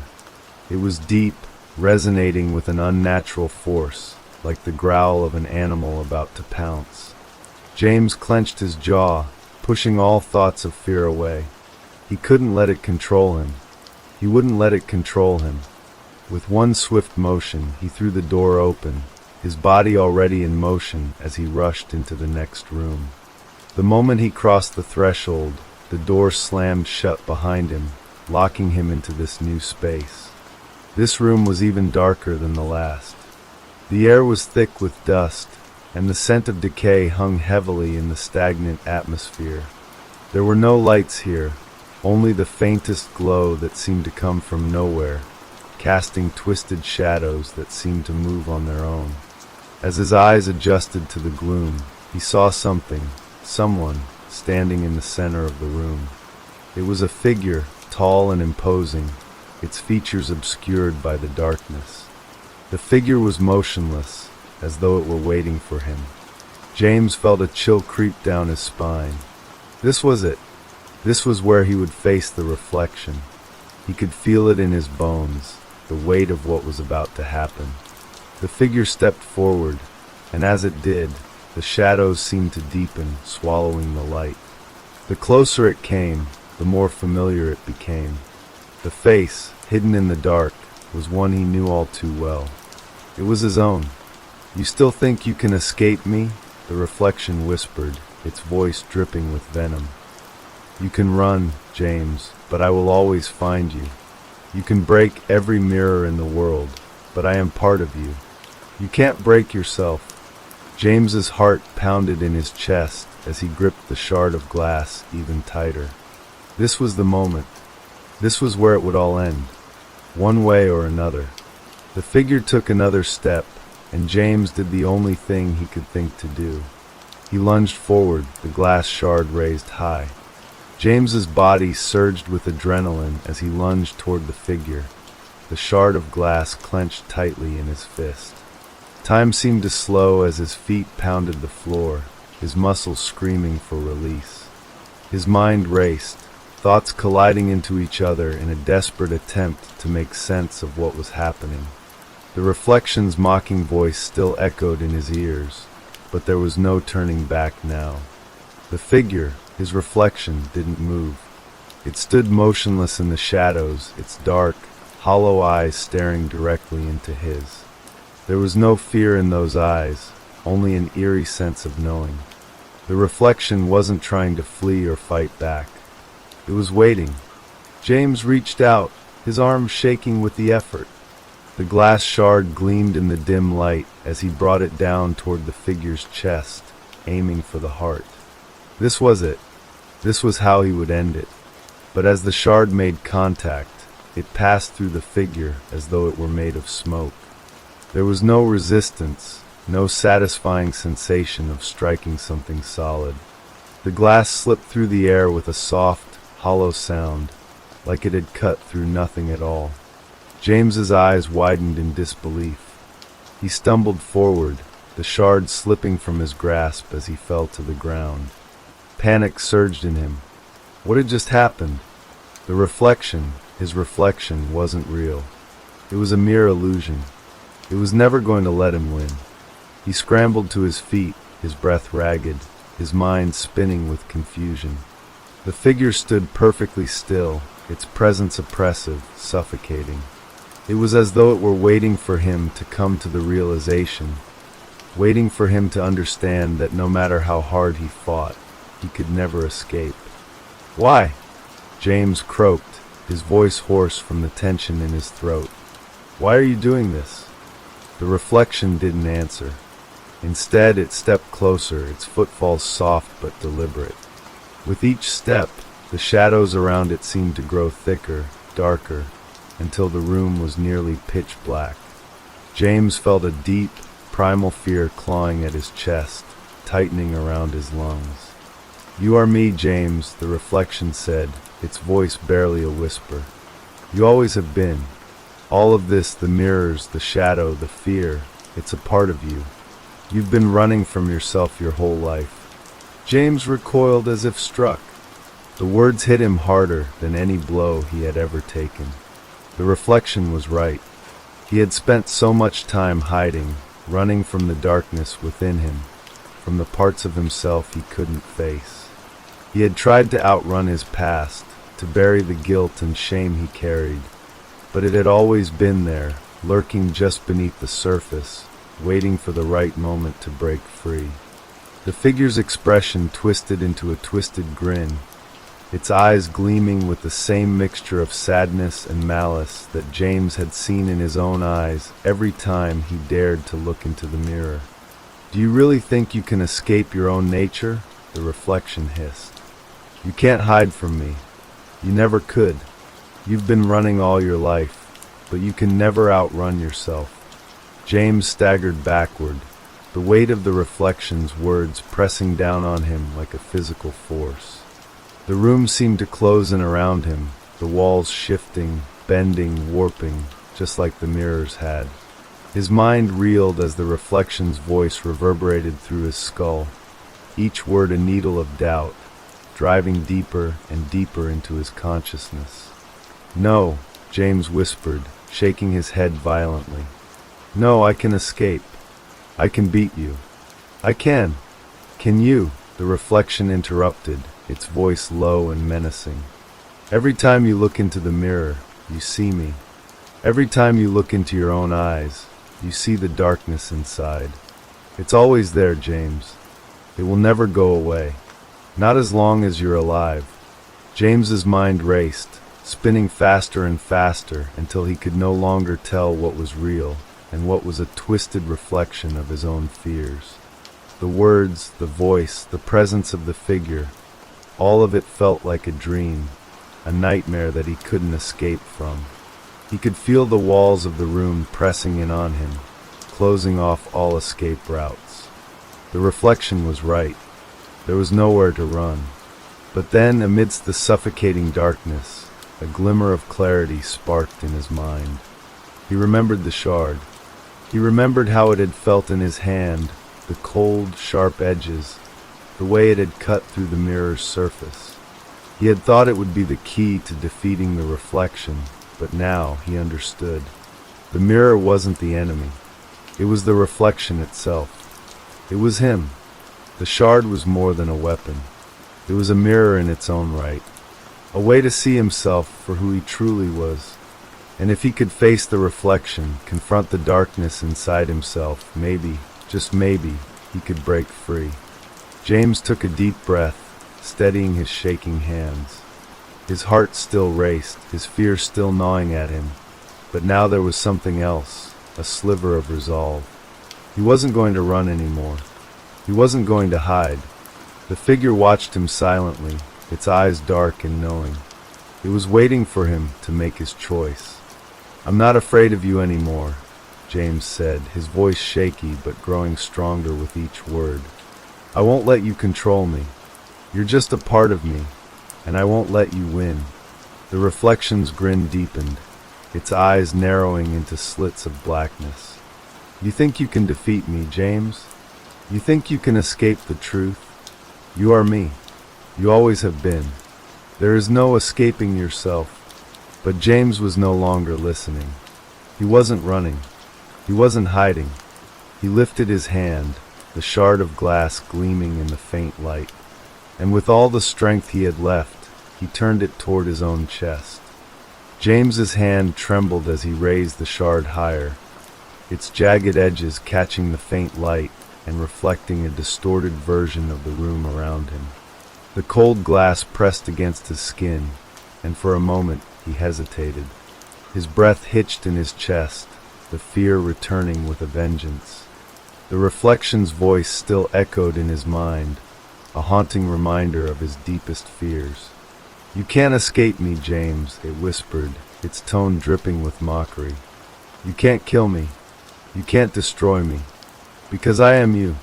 But this time, something was different. James wasn't listening to the voice. He wasn't letting it control him anymore. The reflection had always been a part of him, yes, but it wasn't his true self. The reflection had fed off his guilt, his self-loathing, his doubt, but it was time to confront it, time to face the truth he had spent so long running from. He closed his eyes and inhaled sharply, a flood of emotions crashing over him. Regret, anger, fear, but also a rising sense of defiance. He wasn't going to let this monster, this twisted, distorted image of himself, hold him captive any longer. With a force that surprised even him, he plunged the shard into his chest, feeling it pierce through the fabric of his clothes, the skin, and the soft tissue beneath. The pain was immediate, sharp, burning like fire. But it wasn't just physical pain. It was the pain of facing everything he had ever tried to bury, all the darkness he had hidden deep inside. For a moment, the world around him seemed to freeze. The shadows, the reflection, even the air itself seemed to hold its breath. Then, with a sickening twist, the shard lodged deep within his chest, and James felt a terrible, overwhelming force take hold of him. He couldn't breathe. The darkness flooded his vision, and he staggered back, his knees buckling beneath him. The reflection stood there, watching, its eyes burning with an unholy fire. "You think that will save you?" The reflection spat, its voice rising into a howl of fury. "You can't kill me, James. You can't destroy me. You can't even escape me. I am you. I will always be you." James gasped for air, his body trembling with the force of his own pain. His heart was pounding so loudly he could barely hear the reflection's words. The shard was still lodged in his chest, but now it felt different. The pain was lessening, replaced by an odd sensation, something dark, something suffocating. "Yes, you're right," James whispered, his voice barely audible. "You are me, but that doesn't mean I have to listen to you. You've been controlling me long enough." The reflection's grin faltered, just for a second. It took a step forward, its eyes narrowing as though it didn't quite understand what was happening. "You think you've won, don't you?" It sneered, its voice dripping with venom. "You think that by confronting me, you can erase me. But you're wrong. You can't escape what's inside you. You can't get rid of the darkness you fed for so long." James closed his eyes, feeling the darkness rise around him like a tide. But this time, instead of drowning in it, he embraced it. He felt the weight of all his fears, all his insecurities, pressing down on him, suffocating him. But he didn't let it break him. He didn't let the reflection win. In that moment, something shifted inside him. The pain in his chest, though still intense, was fading, replaced by a deep, quiet stillness.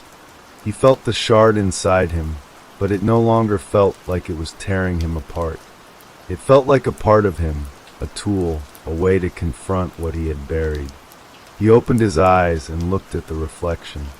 "I don't need to fight you anymore," he said, his voice steady. "I don't need to defeat you, because I've already accepted you. You're not my enemy. You're part of me, and that's okay.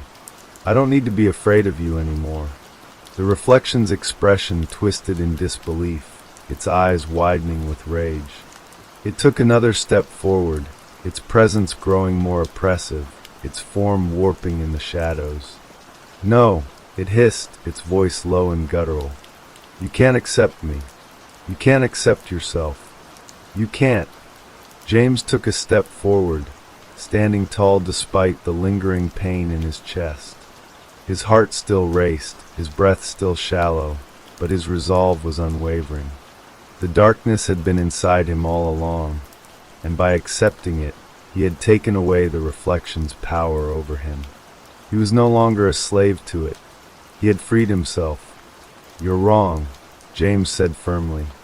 "I am not defined by you. I am defined by who I choose to be. And I choose to let go." With that, he pulled the shard from his chest. The pain flared for a moment, but this time it was different.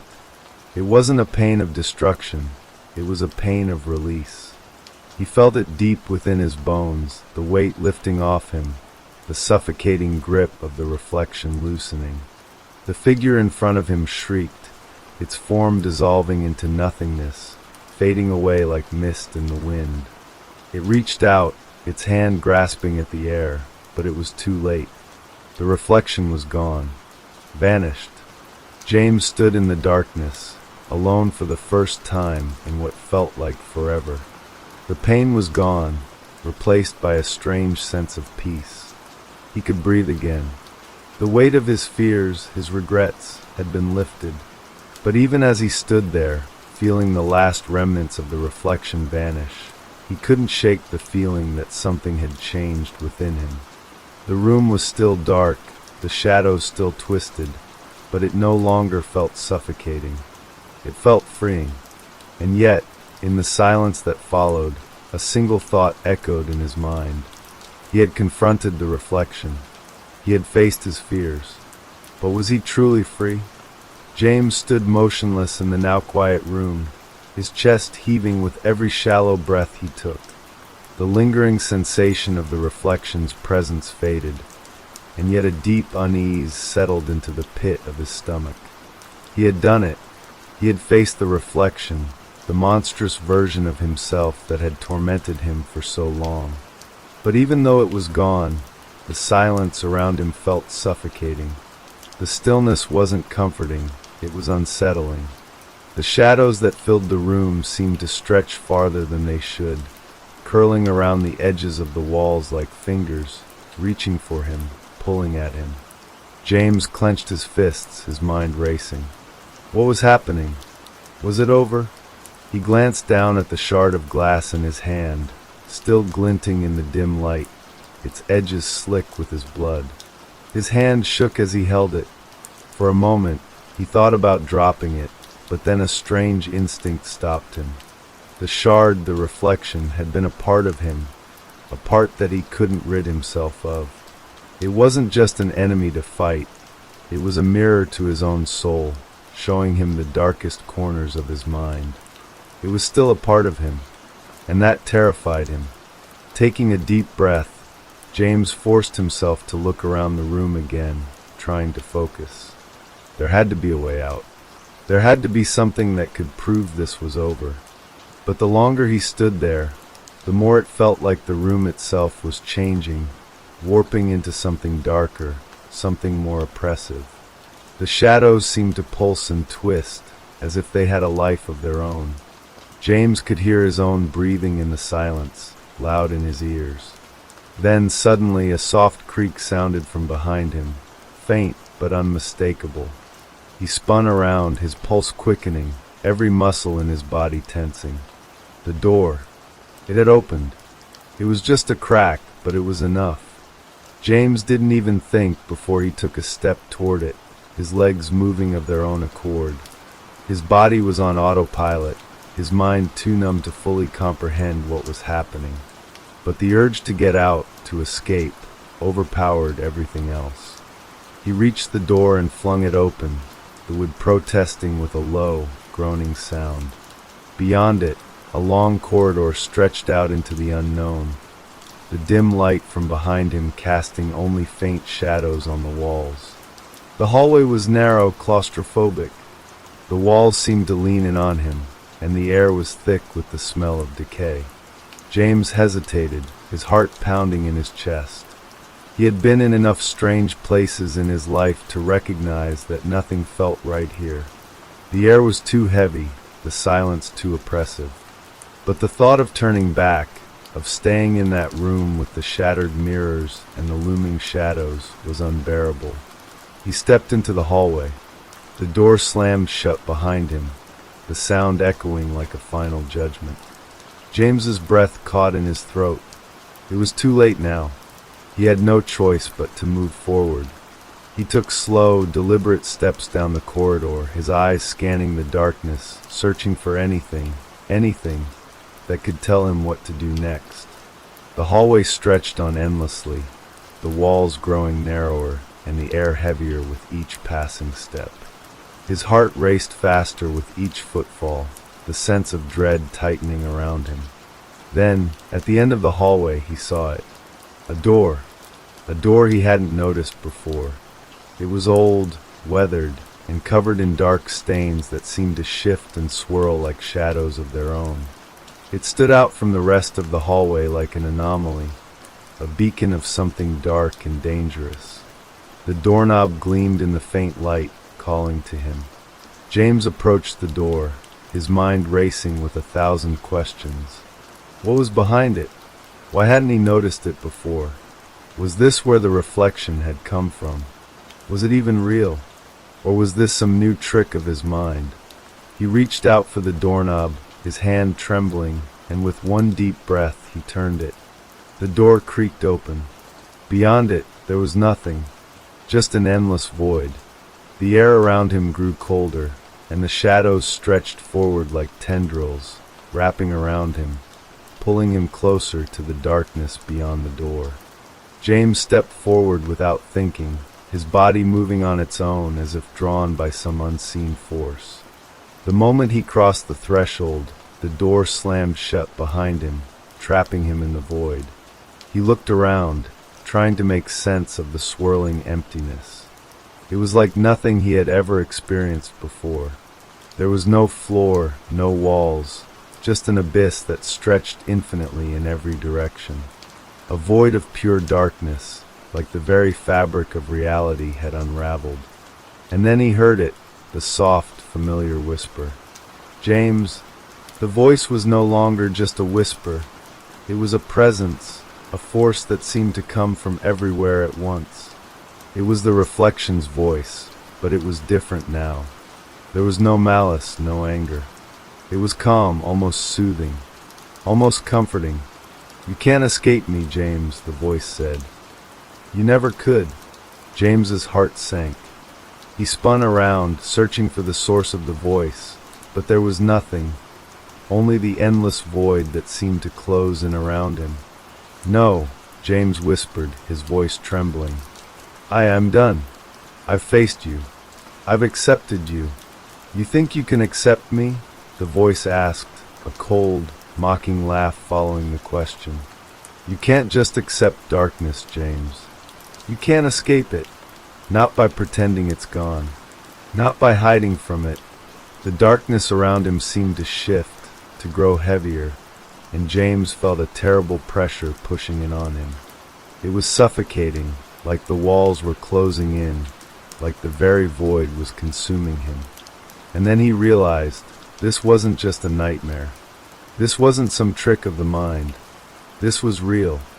This was the final test. His reflection wasn't just a part of him. It was the embodiment of everything he had tried to bury, every part of himself he had refused to accept. The darkness wasn't something outside of him. It was inside him, always had been. "Please," James gasped, his voice breaking. "I just want to be free." "You are free, James," the voice said, soft now, almost kind. "But you must understand, you are the darkness, too." James's legs gave out beneath him, and he collapsed onto the ground, the weight of the revelation pressing down on him like 1,000 pounds. His mind swirled, confusion and fear gnawing at him from all sides. But then, as he sat there in the void, something inside him shifted again. A spark of clarity, a realization. Maybe he couldn't escape the darkness. But that didn't mean he had to let it control him. James's body trembled, not just from fear, but from the weight of what he was beginning to understand. The darkness, the void that surrounded him, wasn't just something he had been running from. It wasn't some external enemy he could defeat or destroy. It was a part of him, a part he had tried to bury, to push away, but no matter how far he ran, it had always been there. He had tried so hard to escape it, to outrun it, but in doing so, he had only given it power over him. The reflection, his reflection, wasn't something separate from him. It was him, a twisted mirror of his own fears, his own flaws, his own self-doubt. And now, as he sat there in the suffocating void, James realized something even more terrifying. He had been wrong. He thought facing the reflection, defeating it, would set him free. But the truth was that running from it had only trapped him deeper within himself. "You can't escape me," the voice whispered again, this time not mocking but something else. Something deeper, darker, almost comforting. "You are me, and I am you." James's mind spun. He could feel the truth of it, the undeniable reality. The darkness wasn't something that could be defeated with a shard of glass or with force. It wasn't something that could be destroyed. It was his own creation, born from his fears, his regrets, his deepest insecurities. He closed his eyes, trying to steady his breath. The crushing weight of the realization threatened to drown him. But then, amidst the despair, he felt a flicker of something, an ember of strength. A small voice, barely a whisper, telling him not to give in. He had spent so long trying to escape it, trying to fight it, but now, maybe the only way to free himself was to face it. Not to destroy it, not to banish it, but to accept it. To let it be a part of him, without letting it control him. The voice spoke again, this time more like an echo of his own thoughts. "You cannot outrun yourself, James. You cannot fight me. Not anymore. Not if you want to survive." James opened his eyes and looked around the void, feeling its endless expanse pressing in on him. The shadows stretched far beyond what his eyes could see, and for a moment, it felt as though he were swallowed up by the infinite darkness. But then, something shifted in his perception. The edges of the shadows began to soften, and he realized the void wasn't something outside of him, it was inside him. It was his mind, his fears, his self-doubt, all manifesting in the space around him. He wasn't trapped by the void. He had created it. In that moment, James understood. The reflection wasn't a separate entity, a monster to be defeated. It was an expression of everything he had refused to face, every part of himself he had locked away in the shadows. But if he wanted to be free, he had to accept it. He had to accept himself. He stood slowly, feeling the pressure of the darkness shift around him, like the very fabric of reality was waiting for him to make a choice. He closed his eyes again, taking a deep, steadying breath. He could feel the reflection, his own reflection, watching him, waiting for him to crumble, to break. But this time, James refused to give in. He reached out, his hand trembling at first, then with more confidence, he pressed it to the shifting darkness. At first, the void resisted, swirling around his fingers like smoke, but he didn't pull back. He let it touch him, let it become a part of him. And in that moment, the darkness began to dissolve. Not vanish, not disappear, but soften, becoming a part of him, not something to fight, but something to understand. He felt the weight of it, the heaviness of all his fears, but it didn't crush him anymore. He stood in the midst of it, no longer trying to outrun it or fight it. He accepted it. "You see," the voice whispered again, this time gentler, almost tender. "You can't escape what you are, James. You never could, but you can choose to live with it." The void began to shift, the shadows retreating, and the oppressive weight lifted from his chest. The darkness was still there, but it wasn't suffocating him. It was a part of him, something he no longer feared. He didn't need to defeat it. He didn't need to escape it. He just needed to stop running. James closed his eyes again, feeling the relief of finally letting go. The pressure in his chest was gone, replaced by a strange, quiet peace. The fear that had consumed him for so long began to dissipate, replaced by an odd sense of clarity. For the first time in a long time, he felt whole. And yet, as the darkness around him continued to soften, James felt a flicker of something else. Something he couldn't quite place. A sensation like the edges of his consciousness were beginning to blur. The reflection, his reflection, had been defeated. Or had it? He opened his eyes and turned to face the void once more. The shadows were still there, but they no longer pressed in on him. He had accepted them. But as he looked deeper into the shadows, he saw something. A figure. Not the reflection, but something else. A presence, a shape, standing at the far edge of the void.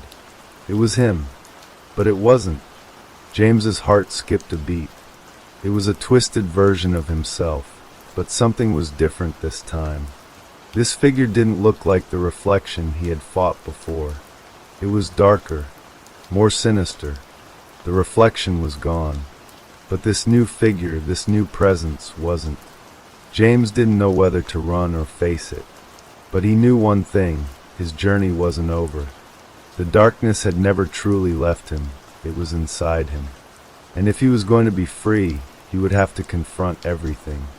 Not just the reflection, but whatever this new thing was. Because the darkness he had tried to bury was more than just fear. It was a part of him. And now he had to face it head on.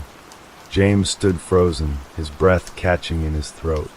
The figure at the edge of the void seemed to pulsate with an unnatural energy, its outline wavering like smoke caught in a breeze. It wasn't just his reflection. No, this was something more. Something darker.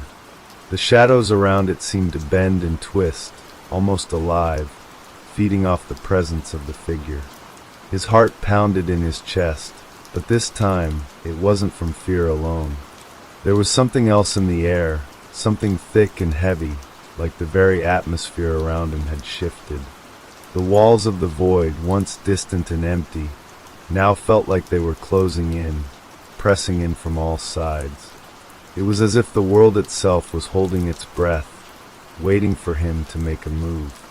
He took a hesitant step forward, and the figure's eyes locked onto his. Cold, empty eyes, staring back at him with an intensity that sent a chill through his spine. He could feel the weight of its gaze, like the eyes were boring into his very soul, peeling away every layer of his defenses, exposing him completely. "You've come a long way, James," the figure spoke. Its voice was deep, echoing through the void with a strange resonance, like 1,000 whispers at once. It wasn't the voice of the reflection, though. It was different.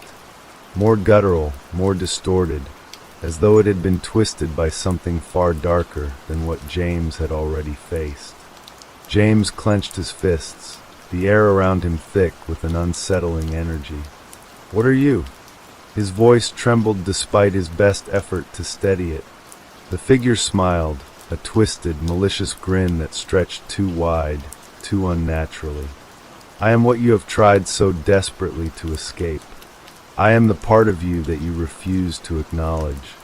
It took a slow, deliberate step forward, and with each movement, the darkness around it seemed to grow, to feed off its presence. James could feel the coldness seep into his skin, spreading through him like poison. This wasn't the same as the reflection. This was something more ancient, more primal. This figure wasn't just a shadow of his fears. It was his very essence, twisted and corrupted beyond recognition. You're not real," James said, though the words tasted hollow in his mouth. The sensation of the figure's presence was suffocating, pressing in on him like a vice.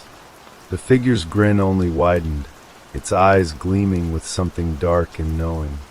"I am as real as you are, James. I always have been. I have been waiting for you." It raised a hand, and with a flick of its fingers, the void seemed to pulse, shifting like a living thing. James stumbled back, his breath quickening as the shadows stretched around him, the air growing heavier with every passing second. You've tried to escape, but there is no escape from what you are. The figure's voice grew colder, more insistent, as it took another step forward. You are broken, James. You always have been. You can never run from yourself. James felt the weight of its words settle over him, the suffocating realization that he couldn't escape. Not anymore. He had fought the reflection, but now this thing before him was a different kind of terror. It was a reminder that he had never truly understood the darkness inside him. He had never truly faced it, and now it was here to claim him. Why now? James asked, his voice barely a whisper. He had to know. Why had this thing appeared now? What did it want from him? The figure tilted its head, considering the question. Because you finally accepted that you cannot escape. And when you accept the darkness, it grows. It consumes you, James. You are mine now. You always have been. No, James said, shaking his head violently. No, I won't let you take me. The figure's smile faltered for the briefest of moments before it returned, wider, more twisted. You already are. I am not taking anything from you, James. I am what you've always been, what you've always feared. A cold, empty laugh echoed around the void. It wasn't the figure laughing, it was him. It was his own voice, distorted and warped. The realization hit James like a slap to the face. The figure wasn't just an external force. It was him, or at least the darkest part of him. The self-loathing, the regrets, the anger that he had buried so deep, so far beneath the surface. It had been festering all this time, waiting for the moment when he would finally crack, when he would finally break. But he wasn't broken, not yet. Not entirely. No, James repeated, more forcefully this time. I'm not like you. I'm not like that anymore. The figure stepped closer, its cold presence bearing down on him. You can tell yourself that all you want, but the truth is in your heart. Look inside, James. You can't hide from what you are. You can't hide from me. For a moment, James hesitated. He felt the weight of the figure's words like an iron chain around his chest, choking the air from his lungs. But deep inside him, a spark of defiance flared. The darkness, his darkness, had been a part of him, yes, but it didn't define him. He wasn't the twisted version that the figure represented. He was more than that, and he could choose to face it. I'm not afraid of you anymore, James said, his voice steady. It wasn't the bravado of someone who had never been afraid. It was the quiet confidence of someone who had faced their worst nightmare and lived through it. He had seen the reflection, the darkness, and had survived. The figure's grin faltered for a split second, the shadows around it flickering. You think you've won? No, James replied, but I'm not running anymore. I'll face you. I'll face me. The figure's face twisted in a snarl, its eyes burning with fury. You can't escape your true self, James. I don't need to escape, James said. I've accepted you. I know who I am. You can't control me anymore. There was a long silence. The void seemed to hold its breath, the oppressive weight of the figure's presence pressing in on all sides. The figure stared at him for what felt like an eternity, its eyes burning with a mixture of hatred and disbelief. And then slowly the figure began to fade. The shadows around it retreated, swirling back into the darkness, as if they couldn't exist without the figure's presence. You think you've won, the figure whispered, its voice barely audible, distorted by the retreating darkness. But you will always be me. You can't change that. Not completely. And then, with a final whisper, the figure was gone. The void was still. Silent. James stood there, his heart racing, his breath shallow, but a strange sense of calm began to settle over him. The darkness was still a part of him, but it no longer had a hold over him. He had faced it, accepted it, and now he was free.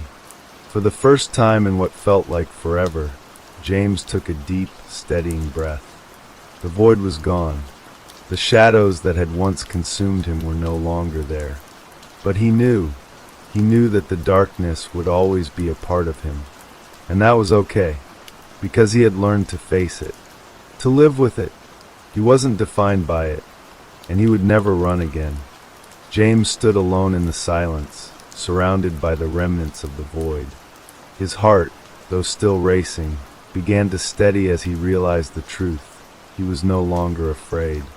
The oppressive weight of the darkness, the thing that had haunted him, had vanished. It had retreated like a wounded beast, no longer a constant threat, but merely a shadow of his past. Yet as the silence stretched on, James couldn't shake the feeling that something was still lurking at the edges of his perception, watching him from just beyond the edge of his awareness. He scanned the space around him, half expecting the figure to return, to haunt him once more. But there was nothing, only an eerie stillness. He took a tentative step forward. The ground beneath his feet felt solid, stable, as though the very fabric of reality had shifted back into place. And for a moment, he felt almost at peace. But just as quickly, doubt crept in. He hadn't defeated the darkness, had he? He had only faced it, accepted it.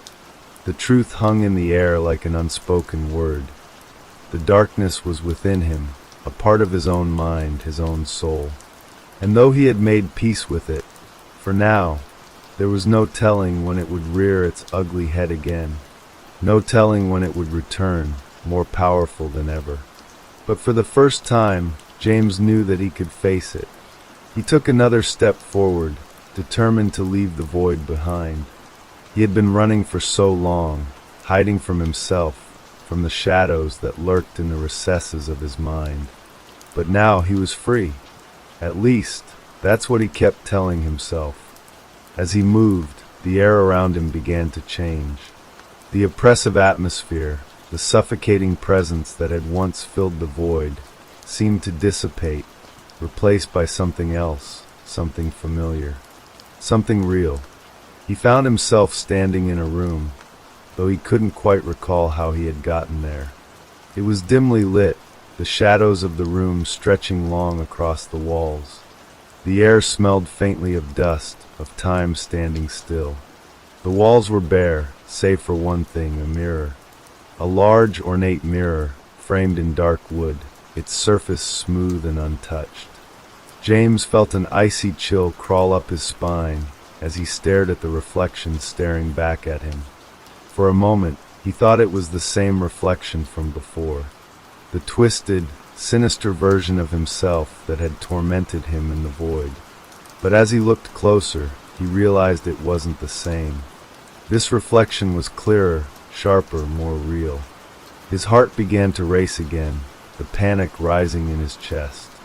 He stepped closer, his eyes locked onto the mirror's surface. The reflection of himself stood there, just as it always had, yet now there was something different. It wasn't just a reflection. It felt like it was alive. "You're still here," James whispered, his voice trembling. "But how?" "I faced you. I accepted you." The reflection smiled, but it wasn't the smile of the James he knew. It was something else, something hollow. A smile that didn't reach its eyes.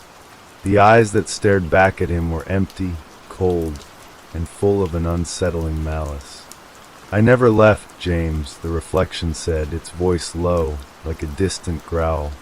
"I've always been here. Always will be." James took a step back, his pulse thundering in his ears. The reflection didn't move, didn't change its expression, but somehow it felt as if it were slowly closing the distance between them, its presence more suffocating than before. "You thought you could escape," it continued, its voice growing darker. "You thought that by facing me, you could be free. But you were wrong." "No," James gasped, his hands trembling at his sides. I'm not running anymore. I'm not afraid of you." The reflection tilted its head, its cold eyes narrowing.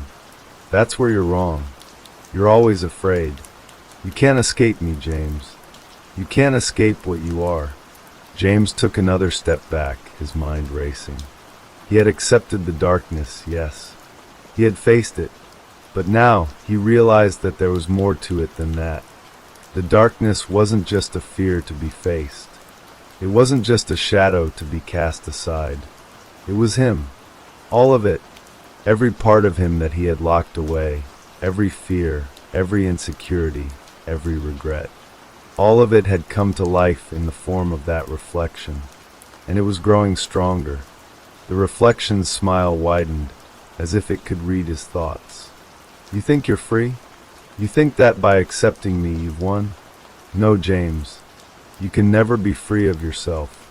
And you will never escape me."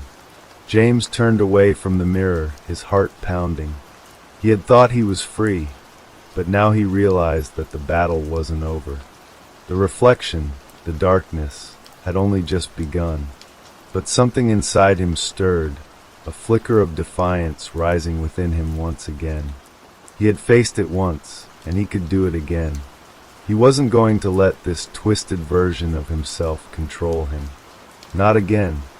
"I will escape you," James muttered under his breath. "I will." The reflection's laughter echoed in his ears, cold and hollow. "You can't. Not ever. You'll always be a prisoner of yourself, James." But James didn't listen. He didn't need to. The reflection's words were just that, words. They had no power over him anymore. Not as long as he continued to face the truth. As long as he faced himself. The room around him began to fade, the mirror dissolving into the darkness once again. But this time, James didn't feel fear. He didn't feel the crushing weight of the void. He felt a strange sense of purpose, of resolve. He knew now that the darkness was a part of him, but it didn't define him. And it never would again. With a final, steady breath, James stepped into the unknown, knowing that the journey ahead would be long, but he was ready. Ready to face whatever came next. Ready to embrace the truth, no matter how dark it might be, because he was no longer afraid. James stepped into the endless blackness, his footsteps muffled by the thick air that swirled around him.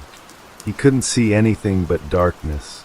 Yet the familiar weight of the space hung heavy on his shoulders. There was no sound here, no sensation except for the dull thrum of his heartbeat in his ears. It felt like he was standing at the edge of the world, or perhaps trapped in an endless void with no escape. He clenched his fists, the tingling sensation of anticipation running through his veins. He was no longer the same man who had first stepped into this nightmare. That man had been broken, fleeing from shadows he didn't understand. But now James was different. He was determined, aware of the darkness inside him, and he had no intention of letting it control him. As he stood in the silent, suffocating blackness, a feeling began to creep up his spine, a sensation that had become all too familiar. It was the unmistakable presence of the reflection, the sinister, cold version of himself that had haunted him for so long. He didn't need to look over his shoulder to know it was there. He could feel it, like 1,000 eyes staring from the shadows, waiting to pounce. And then there it was, the soft echo of footsteps, slow, deliberate, like a predator closing in. James stiffened but didn't turn. He knew the reflection would appear in its own time. The fear it once inspired in him had dulled, replaced by something more dangerous, an understanding that this was just another aspect of himself. "James," the reflection's voice drifted into the air like a whisper on the wind. It was impossible to tell whether it came from behind or from all directions at once, but the coldness in its tone sent a shiver through him. "Did you really think you could escape me?" James's eyes narrowed. He didn't answer immediately. Instead, he took a deep breath, trying to calm the rising tide of emotion threatening to consume him. He had come too far to let the reflection twist his resolve now. "I'm not trying to escape," James replied, his voice surprisingly steady, despite the storm of feelings brewing inside him. "I've faced you, accepted you. You're just another part of me, and I'm done running from myself." A low laugh echoed through the void, curling through the silence like smoke. "You think that acceptance changes anything?" the reflection sneered. "You'll never be free of me. I am you. The darkness within you will always find a way to seep through the cracks." "I know," James said, his voice quiet but firm. "But that's not the same as letting you control me. I can face you. I don't need to be afraid of what I am anymore." There was a long pause, and James could almost feel the reflection considering his words, weighing them. It was no longer the arrogant figure it had once been. It seemed almost unsure. "Face me?" The reflection's voice was tinged with something that almost sounded like amusement. "You can face me all you want, but you'll never be rid of me. I am your fear, your rage, your hatred. I am the monster hiding in the dark places of your mind, James. You can't escape the things you're running from inside yourself." "I'm not running anymore," James said, taking another step forward, forcing himself to breathe deeply, to control the rising panic. "I'm walking straight into it. Into you." The reflection didn't respond immediately. The space around James seemed to stretch in all directions, the shadows flickering and swaying like they were alive. It felt as though the very air had become thick with tension, as though every inch of the void was waiting for something to break, to snap. And then, the figure appeared before him. It wasn't just standing there this time. No, it was moving, shifting like liquid shadow, its form warping and flickering like a distorted photograph. James could barely make out the twisted version of himself, its eyes glowing with that unnatural malice. But now, there was something else in those eyes, a flicker of something resembling doubt. The reflection looked at him for a long moment, its mouth curling into that familiar, menacing smile. But there was something different about it now. It wasn't the same, all-powerful force that James had once feared. The smile was colder, sharper, as though it recognized something in him, something it couldn't quite understand. "You think you've won," the reflection said, its voice trembling with something James couldn't quite place. "But you're wrong, James. I am a part of you, always have been. You can't erase me. You can't outrun what's inside you." "I'm not trying to erase you," James replied. He was growing tired of these games. "You're right, you've always been a part of me. But that doesn't mean you control me anymore." "I control me." The reflection's eyes widened, as if it hadn't expected that answer. It was almost disoriented. "You think you can control me?" The reflection's voice was laced with disbelief. "Control your own darkness? You're weak, James. You always have been. You don't have the strength to overcome me. You never did." James took a deep breath, feeling the familiar surge of frustration, of rage. But this time it wasn't like before. He didn't let it control him. He didn't let the darkness swallow him whole. Instead, he harnessed it, focused it, turned it into something he could use. "You're wrong," James said quietly. "You're not stronger than me. You're just a part of me, a shadow I can choose to face. You don't define me anymore." For a long moment, there was only silence, the reflection staring at him with that strange mixture of disbelief and fear. Slowly, its figure began to warp and distort, fading into the shadows, its form flickering like a flame in the wind. "You can't escape me, James," it muttered as it disappeared into the darkness, its voice fading like the last remnants of a nightmare. But James wasn't afraid. He wasn't running anymore. He didn't need to chase after it, to destroy it, because he knew deep down that the reflection would never truly disappear. It would always be there, lurking in the recesses of his mind. But he also knew that he had the power to control it, to face it every time it reared its head. James turned away from the fading darkness, taking one last steadying breath. He had finally learned the truth. The darkness inside him was not something to fear, something to destroy. It was a part of him, and it always would be. And now, for the first time in his life, James was finally ready to live with it, to face it. Because he wasn't running anymore.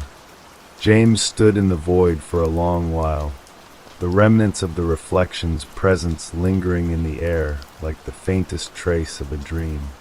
The silence was deafening, yet peaceful, the darkness no longer oppressive but strangely calming. For the first time, James felt as if he had gained some control, a tenuous but real mastery over the forces that had once threatened to tear him apart. But as he stood there, basking in the stillness, a quiet, gnawing thought began to creep into his mind. The reflection had retreated, for now. But was it truly gone? Or had it simply slinked away to regroup, biding its time, waiting for the right moment to strike again? James couldn't shake the feeling that the true battle wasn't just against the reflection. It was against the parts of himself that the reflection had brought to the surface. The darkness wasn't a separate entity, something he could confront and destroy. It was woven into the very fabric of who he was. And if he couldn't come to terms with it, if he couldn't accept it, then the darkness would continue to haunt him. It would always find a way back. He wasn't ready to let it win. Not again.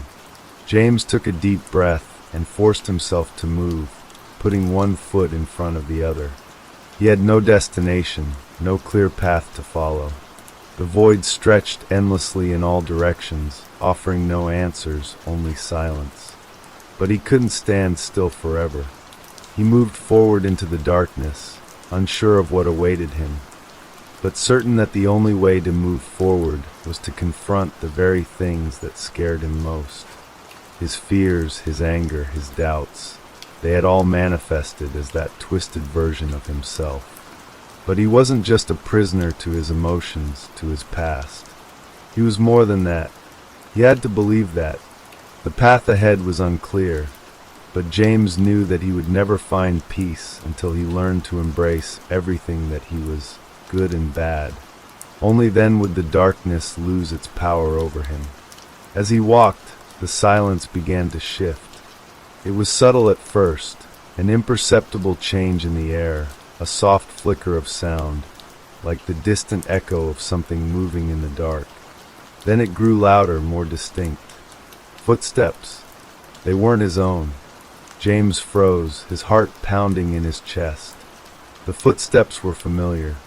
He didn't need to look over his shoulder to know that the reflection had returned. This time, it was real, not just an echo in his mind. The darkness had found him again. James, the reflection's voice called out from the shadows. It was low, almost gentle, but with an undercurrent of menace. You can't escape me. You never could. James turned slowly, every muscle in his body tensed in anticipation. There, standing in the darkness, was the reflection once again. But this time it was different. Its form was more solid, more defined than before. It was still twisted, its eyes cold and devoid of empathy, but it looked less monstrous, less abstract. It was a mirror of himself, but without the terrifying distortion. "I'm not running from you anymore," James said, his voice quiet but firm. "I don't need to. You don't control me." The reflection's smile was slow and calculating, the corners of its lips curling upward in a twisted mockery of amusement. "Control you?" it repeated, as though the words tasted foreign in its mouth. "You think you're in control, James?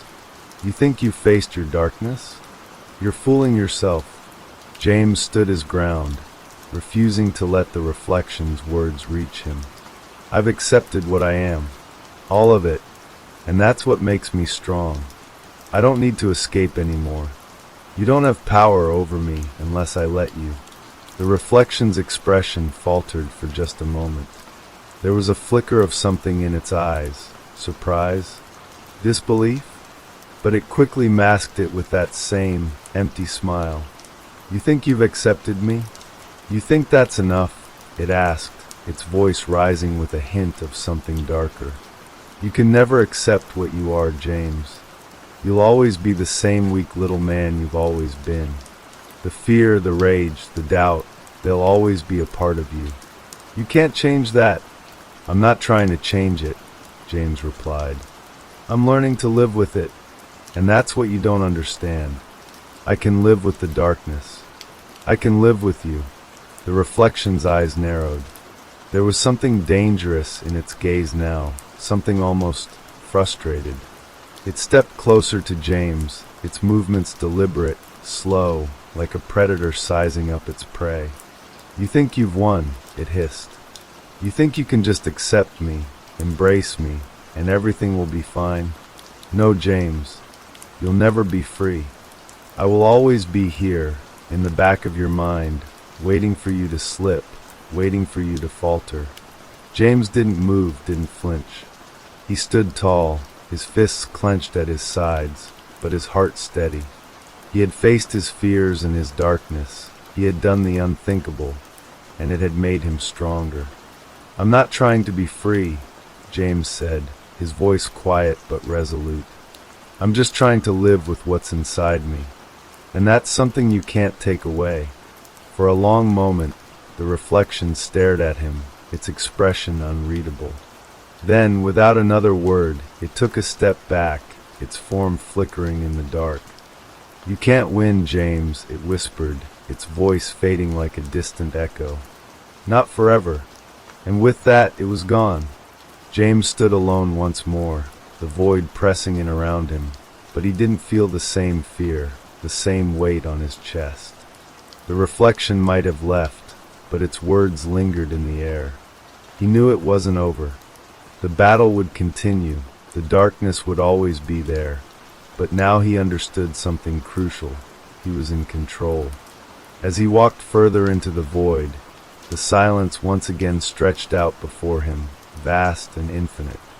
But now, instead of dread, there was something else filling him, a quiet sense of peace. He wasn't running from the darkness anymore. He wasn't trying to outrun himself. He was living with it, facing it, and for the first time, James felt that he could walk forward, no matter what the darkness threw at him, because he had finally made peace with who he was. James moved forward, each step taken with purpose. The void around him seemed to shrink and expand, the air growing thicker, suffocating at times, but he didn't stop. He had learned to stand tall in the face of the darkness, to breathe despite the weight of it. The reflection, his own twisted shadow, might have retreated, but James knew it would return. The battle was far from over. As he walked, a familiar sensation crept over him, the sense that he was being watched. A prickling on the back of his neck, the unsettling feeling that someone, or something, was close, just out of sight. He didn't need to look. He could feel it in the very marrow of his bones. The reflection had returned. The footsteps were faint at first, like distant echoes in the dark, but soon they grew louder, closer, unmistakably real. James, the voice, so familiar yet cold, cut through the silence like a knife. It wasn't the whisper of the reflection that he'd heard before. This time, the voice was steady, certain, too certain, as though it was no longer trying to deceive him, but to assert its dominance. "You thought you had control, didn't you?" James didn't turn. He had learned not to give it that satisfaction. He could feel the reflection's presence behind him, could almost hear the faintest shift of movement, the slow and deliberate approach of something that knew it had the upper hand. "You're wrong," James said, his voice quiet but unwavering. "I don't need control over you. I'm not trying to fight you anymore." A low chuckle escaped from the reflection's lips, dark and hollow, reverberating in the air around James. "You think you're free," it mocked. "You think you're so different now. All you've done is mask the truth. You're still the same weak little man you've always been." James felt the anger flare within him, the surge of emotion that had once consumed him. But this time it was different. This time, he didn't let it overtake him. He took a steadying breath and steadied himself, his resolve hardening. "You don't get it," James said, his voice low but steady. "I'm not trying to run from my weakness. I'm not trying to fight it. I'm facing it. You're part of me. Always will be. But I'm not afraid of you anymore." The footsteps paused. The reflection was silent for a moment, as if processing James' words. Then, without warning, the voice spoke again, louder this time, as though it had been waiting for the perfect moment to strike. "You think you've conquered your fears? You think you've overcome the parts of you that you hate?" The reflection's voice was filled with a cruel sort of amusement. "You can never escape yourself, James. You'll always be haunted by what's inside. And when the darkness rises again, when the anger and fear consume you, you'll see the truth." James could feel the coldness in the air growing stronger, the oppressive weight of the reflection's presence pressing down on him. It wasn't the same as before. The reflection wasn't just a twisted mirror of his thoughts. It was more than he could comprehend.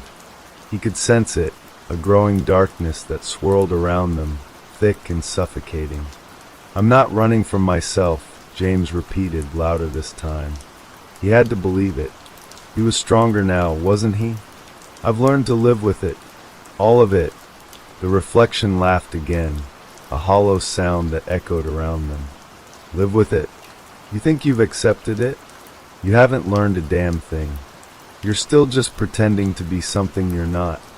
James clenched his fists, feeling the familiar rise of frustration clawing at him. The reflection was testing him, pushing him, trying to provoke him into reacting. He couldn't let it. He had to stay strong, to stand firm against the darkness inside himself. He took a deep breath and stepped forward, moving toward the source of the voice, toward the reflection. The darkness seemed to grow, curling around him like tendrils, wrapping around his legs, his arms, pulling him deeper into its suffocating embrace. But James didn't stop. The closer he got to the reflection, the more the darkness seemed to pulse, as though the very air was alive with malevolent intent. But James didn't flinch. He couldn't. He had faced worse than this. He had already fought the battle inside his own mind, and he had won. "James, you're a fool," the reflection sneered, its voice now a hiss, sharp and venomous. "You think you can escape what's inside? You can't. I am you, and I will always be with you, pulling the strings, making you question yourself, making you doubt everything you thought you knew." James stopped just short of the reflection. For the first time, he allowed himself to look at it, really look at it. The twisted image that stared back at him was still a mirror of himself, but it was no longer distorted by fear. It was just him. The reflection's eyes burned with that same malevolent light, its grin wide and mocking. But this time, James didn't feel the same fear. He didn't feel the urge to run. Instead, he felt calm, in control. "You're wrong," James said, his voice steady and firm. "I don't need to escape you. You're a part of me and always will be. But you don't control me anymore. You're just a reflection, and I'm done being afraid of what I see in the mirror." The reflection's smile faltered, its eyes narrowing with a mix of rage and confusion. It hadn't expected this, hadn't expected James to stand his ground, to embrace the darkness without succumbing to it. But James had. He had accepted everything that made him who he was, the light and the shadow, the good and the bad. The reflection tilted its head, almost as though it was considering something, trying to grasp the truth in James' words. Then, with a final chilling laugh, it began to dissolve. Its form flickered and warped, fading into the shadows once more, leaving James standing alone. For a moment, the darkness seemed to hold its breath, the world around him eerily still. But then a soft light began to glow in the distance, faint at first, but growing stronger with each passing second. It was as though the very fabric of the void was shifting, bending to his will, reshaping itself. James didn't know what lay ahead, but he felt a surge of determination flood his chest. The darkness had come from within him, but so had the light, and for the first time in his life, he knew he had the strength to live with both. The light ahead grew brighter, its warmth soft against the chill of the darkness that still clung to him. James hesitated for a moment, uncertain of what was happening, but the pull toward it was undeniable. The reflection had disappeared, dissolved into nothingness, but James knew that he couldn't simply leave it behind. The journey wasn't over. It had never been about defeating the darkness. It was about learning to coexist with it, accepting the shadow within himself and moving forward anyway. He stepped toward the light, feeling the weight of every footfall as if each one carried the memory of the struggle, the darkness, and the victory. The light grew stronger, clearer now, until it was no longer a distant glow but a tangible presence, warm and inviting. It was a doorway, a threshold that beckoned him forward, promising something unknown yet somehow comforting. As James approached the door, the air around him began to hum, a low resonance that vibrated through his chest, echoing like the distant toll of a bell. His heart quickened, a mixture of anticipation and fear running through him. This wasn't the end. He knew that. But what came next?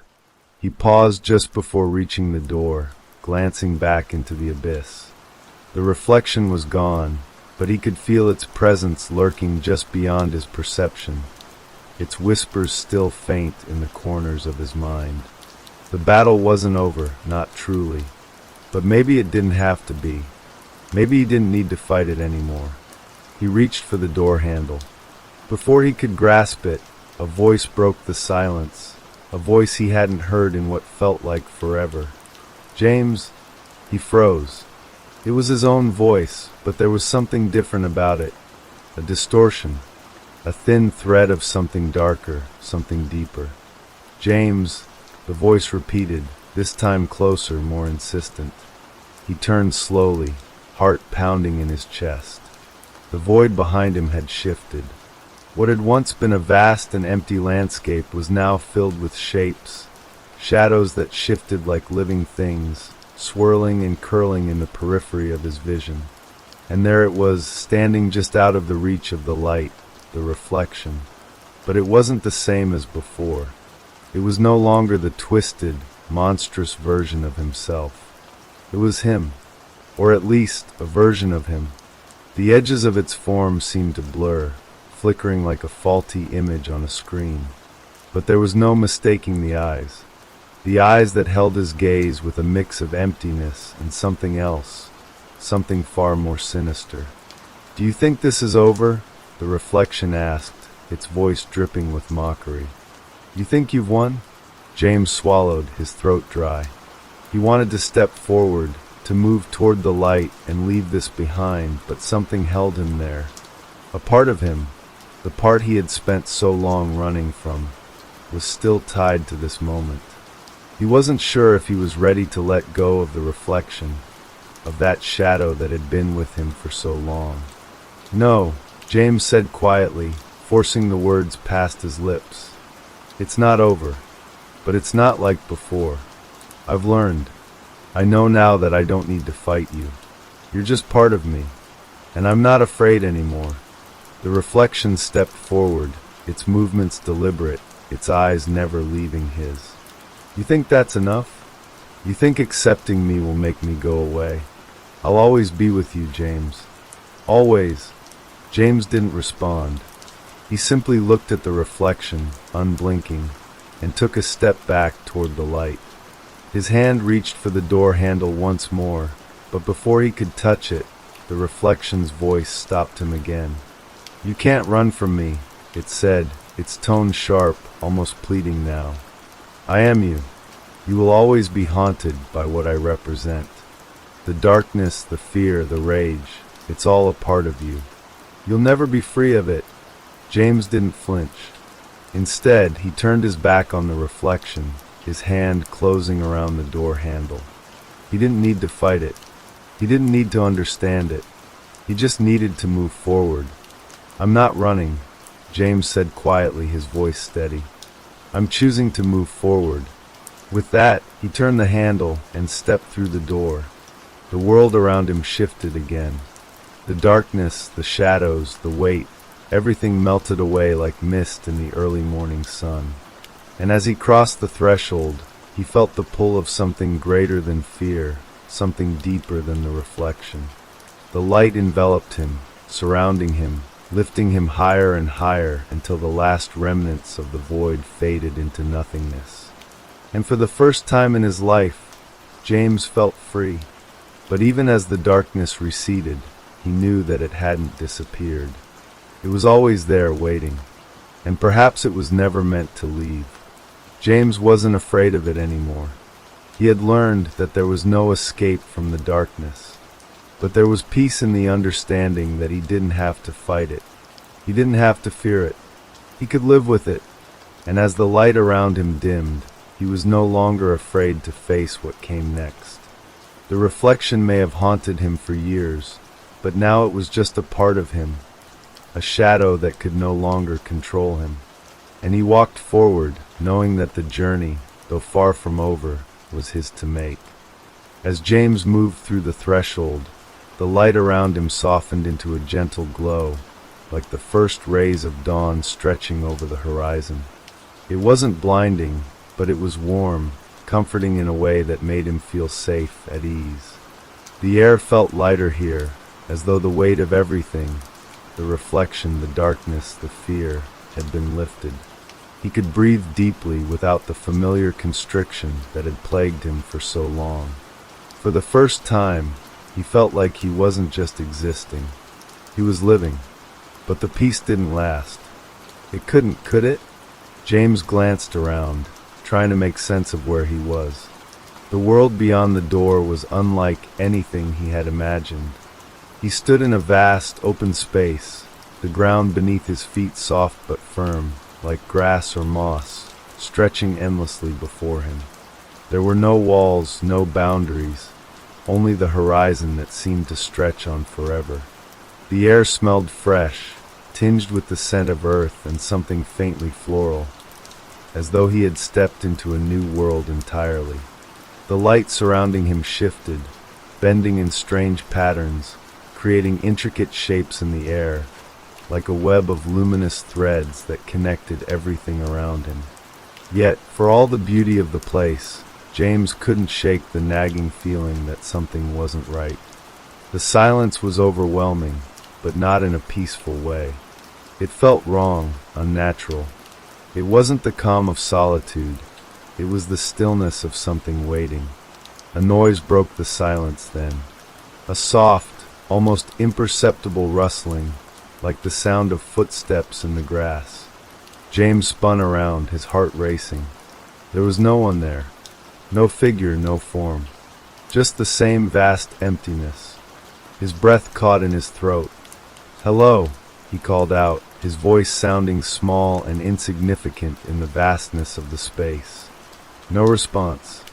He took a few hesitant steps forward, his eyes scanning the surroundings, the hairs on the back of his neck standing on end. The quiet stretched on, thick and suffocating, until it was unbearable. And then it happened. From the edge of his vision, a figure appeared, a shadow at first, so faint it could have been a trick of the light. But as James turned to face it, the figure became clearer, more defined. It was a man, tall and thin, with a face that was almost familiar. His features were blurred, as though his existence was caught between this world and the one James had just left behind. His eyes, however, were piercing, intense, and when they locked with James's, a chill ran down his spine. "You've come far," the figure said, his voice low and melodic, but with an edge of something darker beneath the surface. James took a cautious step back. "Who are you?" The The figure didn't answer immediately. Instead, he studied James with an expression that was both curious and calculating. Then finally he spoke again. "I'm the one you were meant to face." James's heart skipped a beat. He hadn't anticipated this. The reflection was one thing. The twisted version of himself, the struggle against his own darkness, he had expected that. But this felt different. This man, this figure, didn't feel like a part of him. He felt separate, and yet somehow connected. "I've faced my fears," James said, his voice steadier than he felt. "I've faced it." The reflection. "I'm done running." The figure's smile was slow, predatory. "Oh, James," he said softly, his voice almost a whisper, as if savoring the moment. "You've only just begun." Before James could react, the figure took a step forward, the ground beneath him shifting as if it were alive, reacting to his presence. The light around them flickered, dimming for just a moment, casting long, distorted shadows that stretched and twisted in unnatural ways. The air grew cold, colder than anything James had felt before, and a sense of dread flooded him. This wasn't like the reflection. This wasn't a battle of self-acceptance or the resolution of inner turmoil. This was something else, something darker. "What do you want?" James asked, his voice tight with fear. The figure's smile widened, his features sharp and unsettling. "I want you to understand. The reflection you fought was merely a shadow of a deeper truth. You think you've learned to accept it. You think you've conquered it. But the reflection was only a mirror." James's pulse quickened as the meaning of the words began to sink in. The reflection had been more than just an image, more than just his own fears and desires given form. It had been something else, something that had only scratched the surface of the darkness that lived inside him. But what was this man? What did he mean by the reflection was only a mirror? "You've been fighting your own image," the figure continued, his voice now reverberating in the space around them, as though it was coming from everywhere at once. "But now, James, you must face what lies beyond the mirror, what is truly hidden within you." James recoiled. No, I can't." The figure stepped closer, his gaze unwavering. "You can't escape it, James.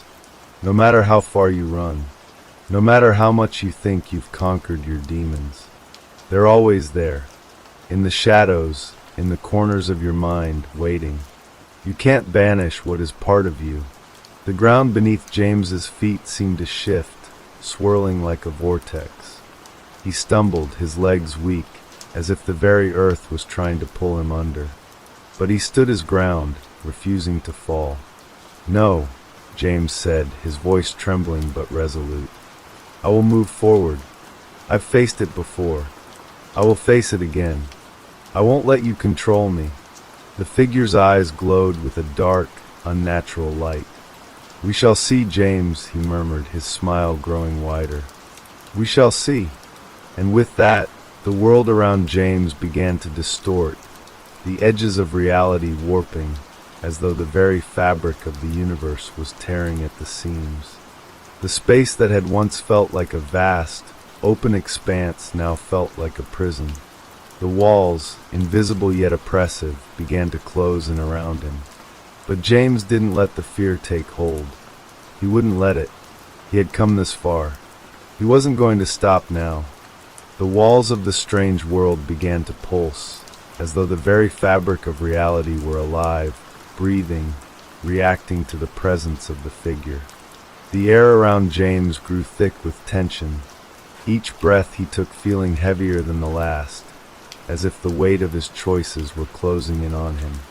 The figure's eyes gleamed with dark satisfaction, his thin smile never faltering. "You still don't understand, do you, James?" His voice was low and smooth, every word drenched in malice. "You think that by moving forward, by accepting your reflection, you've won. But you haven't. You've only begun to scratch the surface of what lies within you."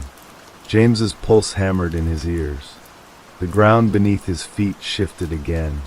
the earth twisting and turning like a living thing, as if the very world were trying to swallow him whole. He could feel the pull, a magnetic force urging him downward, making him feel smaller, weaker with every passing moment. But he refused to succumb. "I won't give in to you," James said through gritted teeth, his voice shaking with a mixture of fear and defiance. "I've already faced my demons. I've already faced the darkness." The figure's laugh was chilling, an empty sound that echoed through the warped space. "Oh, James, you haven't faced anything yet. You've only faced the surface." The reflection was a mask, a mere glimpse of the truth. But what you're about to face is far deeper. It's what lies beneath. The ground trembled again, the very air vibrating with an unnatural energy. James's heart raced as the space around him began to collapse, the walls closing in like the jaws of a trap. But still he stood firm, pushing against the force that sought to drag him under. "I won't be afraid anymore," James whispered to himself, trying to center himself amid the chaos. "I've already faced the worst of me. The reflection, my fear, my anger, those are just parts of me. I'm not running from them." The figure's expression twisted into something darker, a shadow of mockery dancing across his face. "You think you're in control now," he sneered. "You think that by embracing your flaws, by accepting what you fear most, you've conquered it? You've only made yourself a puppet to the darkness inside you. You'll always be a slave to it. We'll always be slaves to it." The last word lingered in the air like an icy breath, biting into James's skin. He could feel the darkness trying to creep back into his mind, the doubt, the fear, the overwhelming sense of futility. It whispered to him, urging him to give in, to let go of the fight. But James didn't listen. "No," he said firmly, louder this time, his voice breaking through the noise of his own thoughts. "I won't be a slave. I choose my path." With every word, the air around him grew heavier, the pressure mounting, but James stood tall, fighting against it. He could feel the reflection, the darkness, swarming around him, trying to pull him back into the abyss, but he held his ground. The figure's smile faltered, just for a moment. It wasn't surprise exactly, more like a shift, a subtle change, as though James's defiance had caught it off guard. The figure's eyes narrowed, and it took a step closer, its form becoming sharper, more defined. "You think you can control it?" it asked, the tone shifting from mocking to something more serious, more dangerous. "You think you can master the darkness?" "I don't need to control it," James replied, his voice steady. "I just need to stop running from it. I don't need to conquer it. I need to coexist with it." The figure stopped, its expression unreadable for a moment. It seemed to be considering James's words, as though testing them, weighing their truth. Then, with a slow, deliberate movement, it reached up, its fingers brushing its own face. The air grew still, silent, as the figure's form began to distort. James took a step back, his heart pounding in his chest as the figure's image flickered, like a broken reflection in a shattered mirror. Its form twisted and stretched, becoming something else entirely, something darker, more ominous. The figure's face melted away, replaced by a formless void, a black hole that seemed to suck in the very light around it. "Is this what you truly want?" the figure's voice asked, now distorted, as though coming from everywhere and nowhere at once. "To accept it all, to live with the darkness that lies inside you." James felt the weight of its words pressing down on him, the doubt creeping back into his mind like an insidious poison. He felt the pull of the void, its cold grip wrapping around his chest, tightening with every heartbeat. But he didn't give in. "I'm not afraid of what's inside me anymore," he said, his voice firm and resolute. "I know it's part of me, but it doesn't control me. I control myself." The figure paused, its form shifting again, this time less violently, as if it were reconsidering. The darkness in the air seemed to recede slightly, the pressure lessening just enough for James to breathe, but the tension remained, hanging in the air like a storm on the edge of breaking. "You think you control yourself?" the figure asked, its voice now soft, almost curious. "You think you've won? You think you've conquered me, conquered your own darkness?" James took a deep breath, standing tall as the figure loomed before him. "I haven't conquered you. I've accepted you. All of you." The figure stared at him for a long moment, its presence shifting in the air, as if it were studying him, weighing him, testing him. Then, with a strange, almost satisfied expression, it nodded. "You've come further than most," the figure said, its voice softer now, no longer threatening. "But this is only the beginning, James.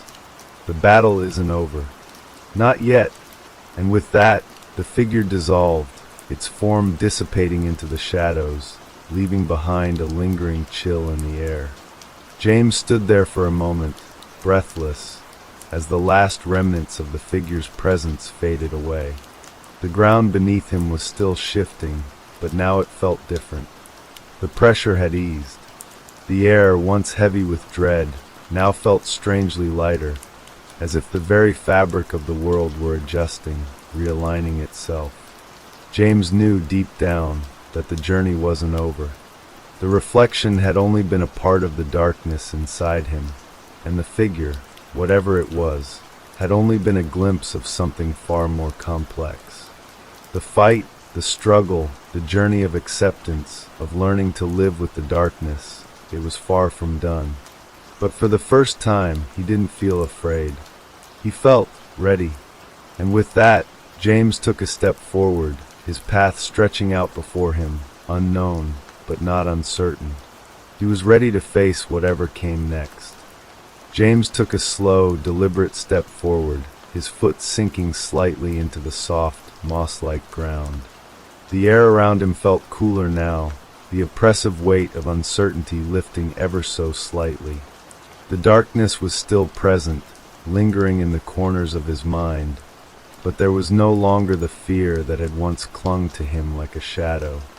He had faced the reflection, faced the figure, and in some strange, inexplicable way, he had gained a form of control over himself, over the darkness that had haunted him for so long. But as he walked, the silence began to shift. It was no longer peaceful. It was pregnant with anticipation, as though the very space around him was aware of his every movement, watching, waiting. He stopped. His breath hitched as the ground trembled again, this time more violently, the vibrations resonating through the soles of his shoes. The soft, mossy earth underfoot split apart with a cracking sound, revealing a deep chasm, a dark void that seemed to pull the light in, swallowing it whole. James recoiled instinctively, his pulse quickening as the abyss stretched out before him. It was no longer just the world around him that had become strange and unnerving. Now, even the very land seemed to reflect his inner turmoil. The figure's words echoed in his mind, "The battle isn't over." "Not yet.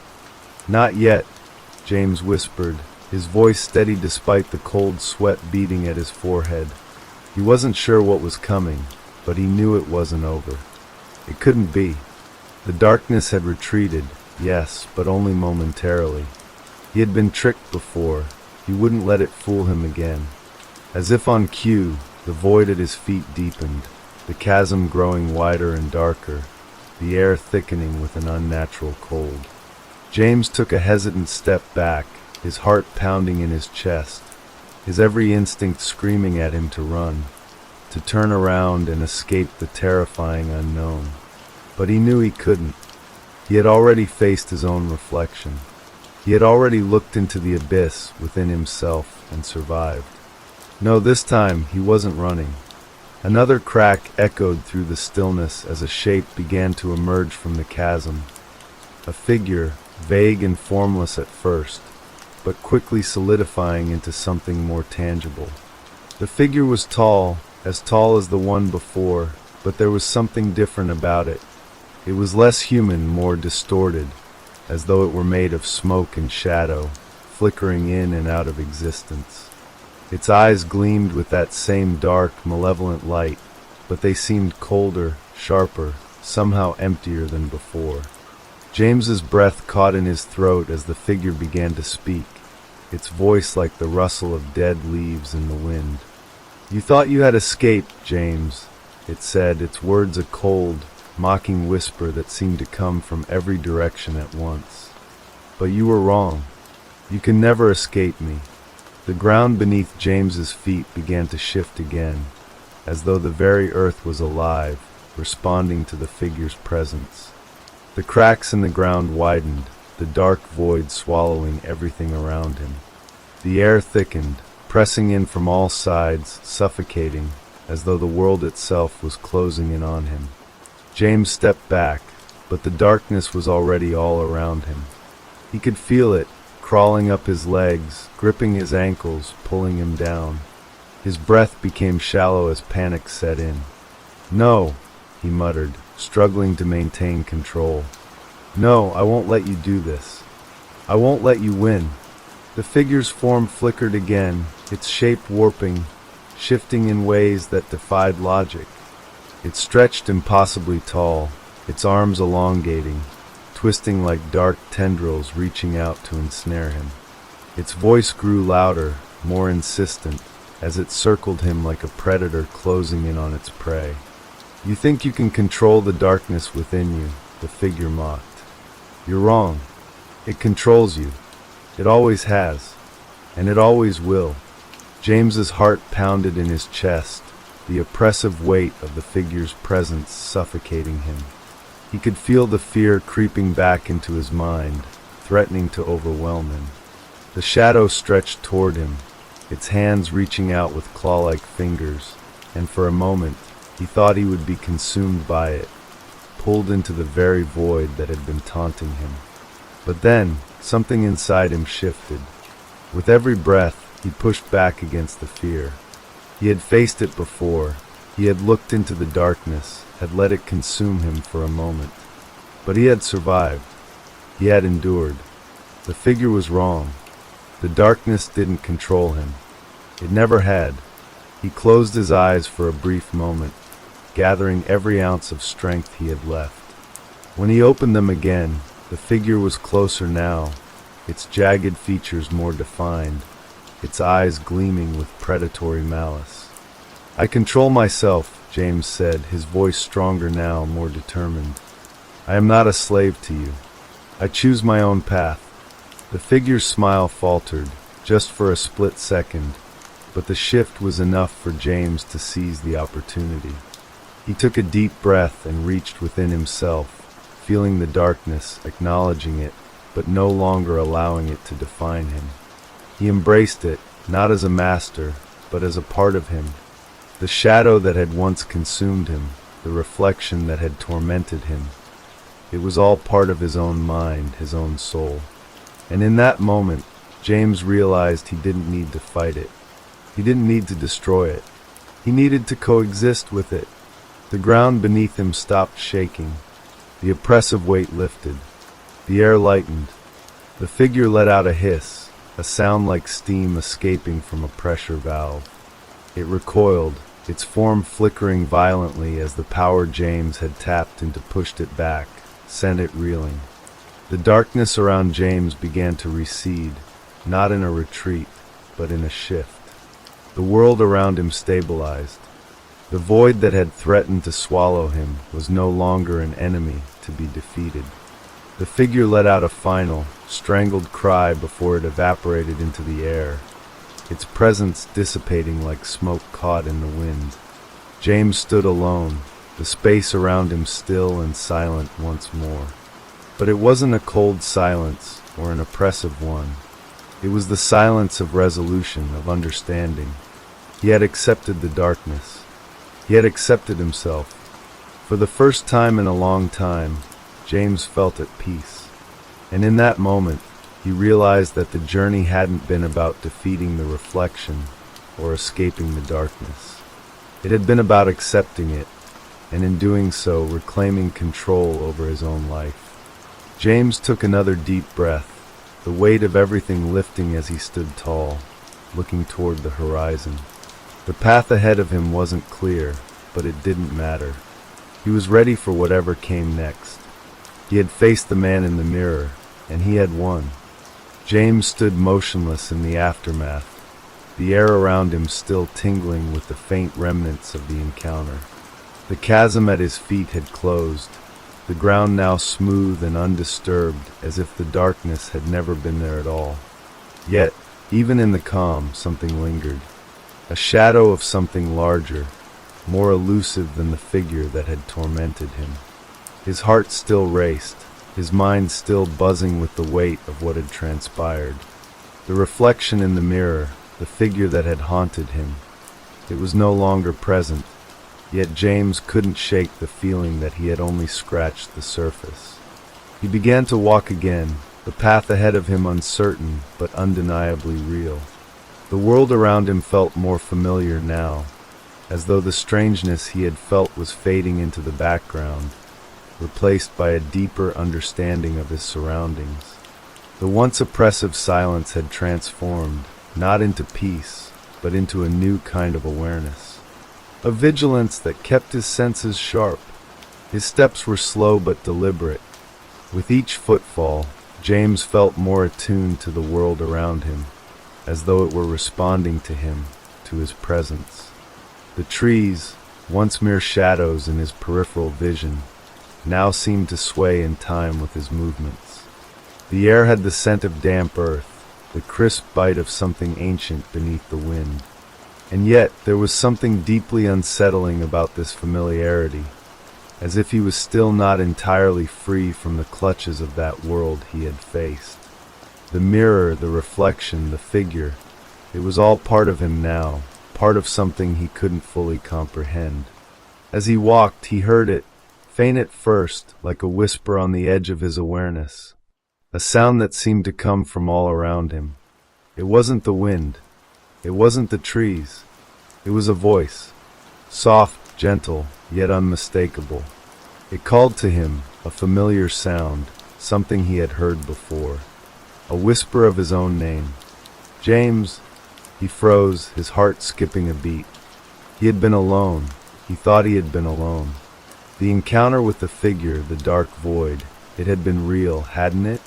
He hadn't imagined it. Yet now, in the silence of the forest, he was sure of one thing.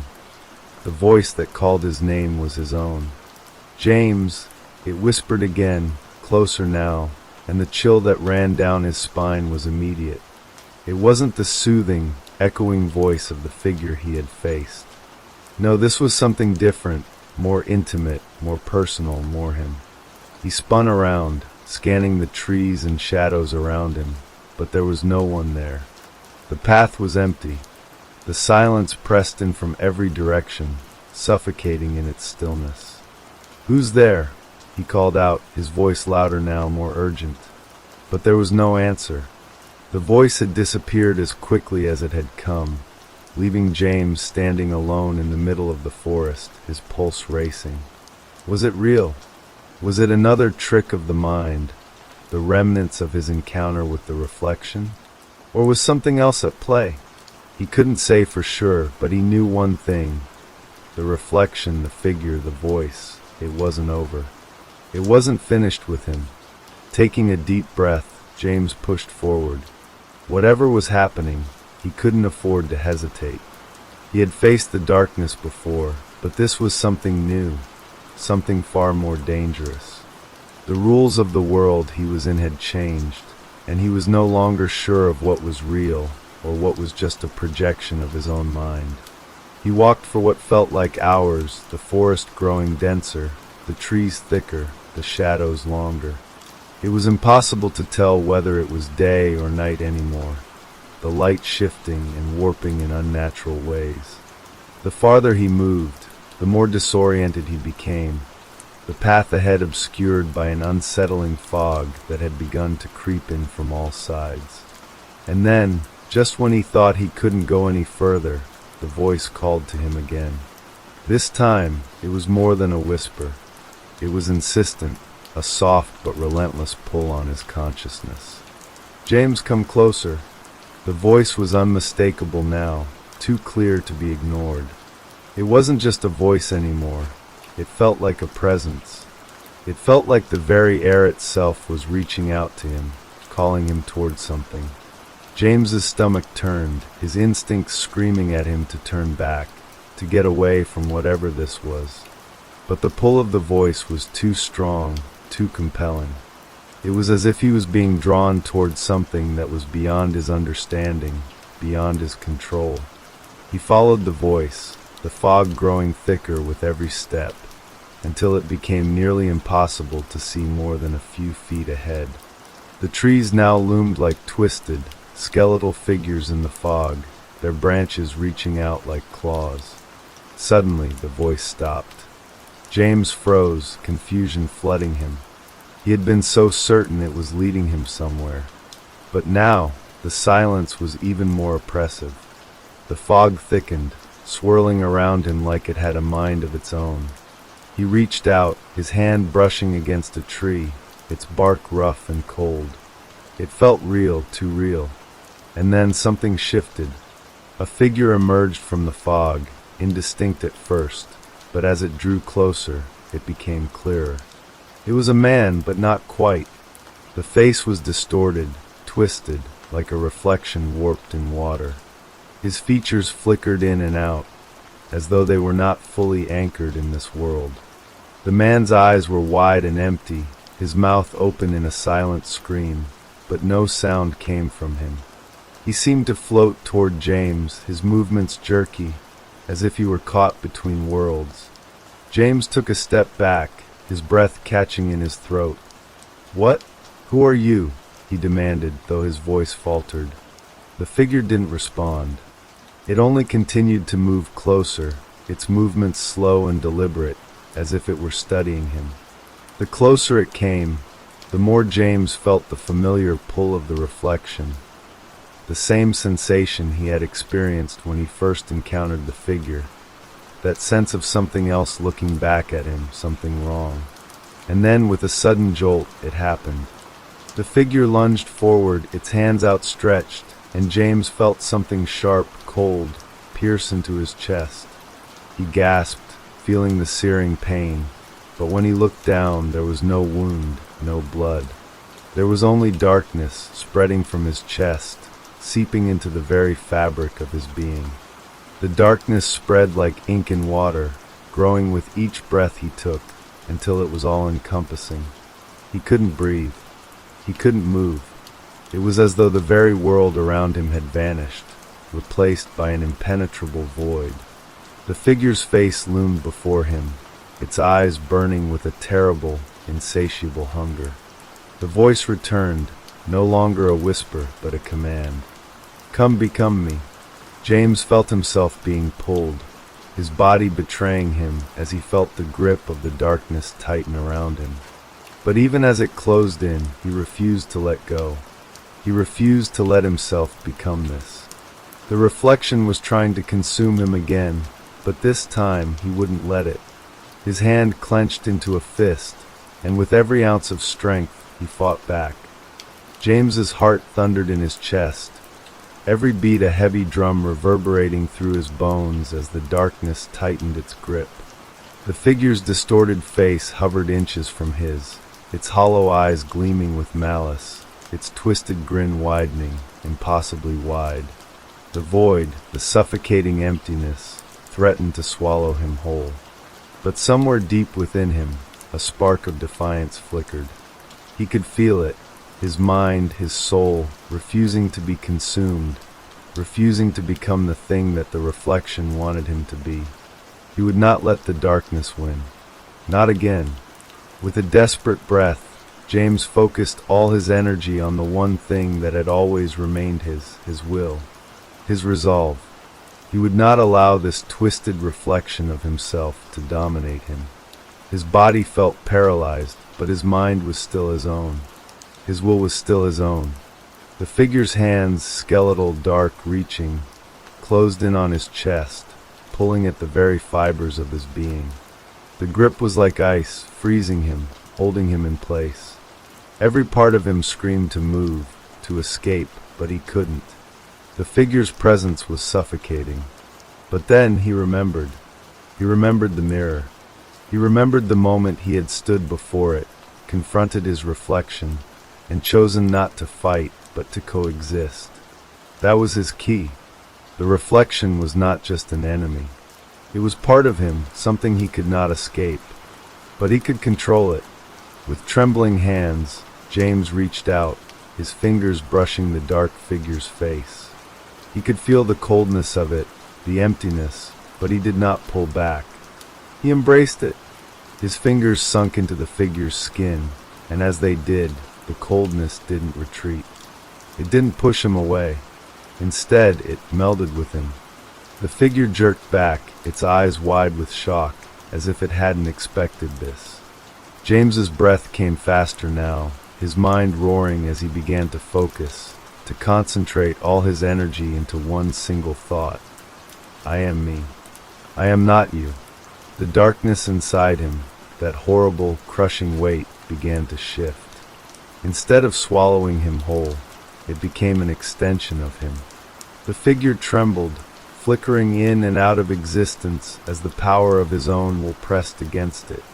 It tried to fight back, but James could feel its form fragmenting, its control over him slipping. "You're not me," James shouted, his voice breaking through the void. "You're not me anymore." The figure screamed, a guttural sound that vibrated through the air, but it was not a scream of pain. No, it was a scream of desperation, of realizing that it could no longer hold on to him. The darkness surged around him, but James's grip on his own self tightened, pushing it away. The world around him began to warp again, the fog retreating, the trees shifting and fading. The figure's form began to flicker, disintegrating, turning into dark tendrils that evaporated into the air. The more he resisted, the more they dissolved, until all that remained was the sound of his own breathing and the faint pulse of his heart. Finally, the darkness was gone. James stood, panting, his body still trembling from the ordeal. The forest around him had returned to its former state, quiet, serene, untouched. But he knew better now. He had learned something important in those moments of despair. The reflection, the figure, it had been part of him all along.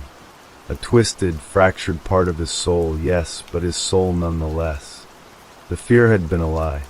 The fear had been a distraction. What had truly been needed was not to fight it, but to understand it, to accept that part of himself that he had spent so long running from. And now the reflection had no hold over him. But the voice that had called to him in the fog, that had whispered his name, was still there. Faint, distant, yet undeniably present. James, his stomach tightened at the sound. It was the same voice he had heard before, but now it was softer, gentler, as if it were no longer a threat. "James," it called again, this time not with the malice of before, but with something else. Something akin to pity. James shook his head, taking a step back. He didn't want to hear it. He didn't want to face it. The reflection had been enough. He had conquered it. He had embraced the darkness and refused to let it consume him. But there was something unsettling about the way the voice spoke now. There was no anger, no malice, just a quiet, aching sadness that gnawed at his chest. "James," it whispered once more, and this time he didn't need to question who it was. It was him, not the reflection, not the twisted figure he had fought, but the real him, the part of himself he had locked away, the part of himself that had created the reflection in the first place. The realization hit him like a wave. The reflection wasn't just an enemy. It wasn't just some external force trying to break him. It was the truth he had refused to face. "I am the reflection," James thought. And as that thought settled deep within him, he understood.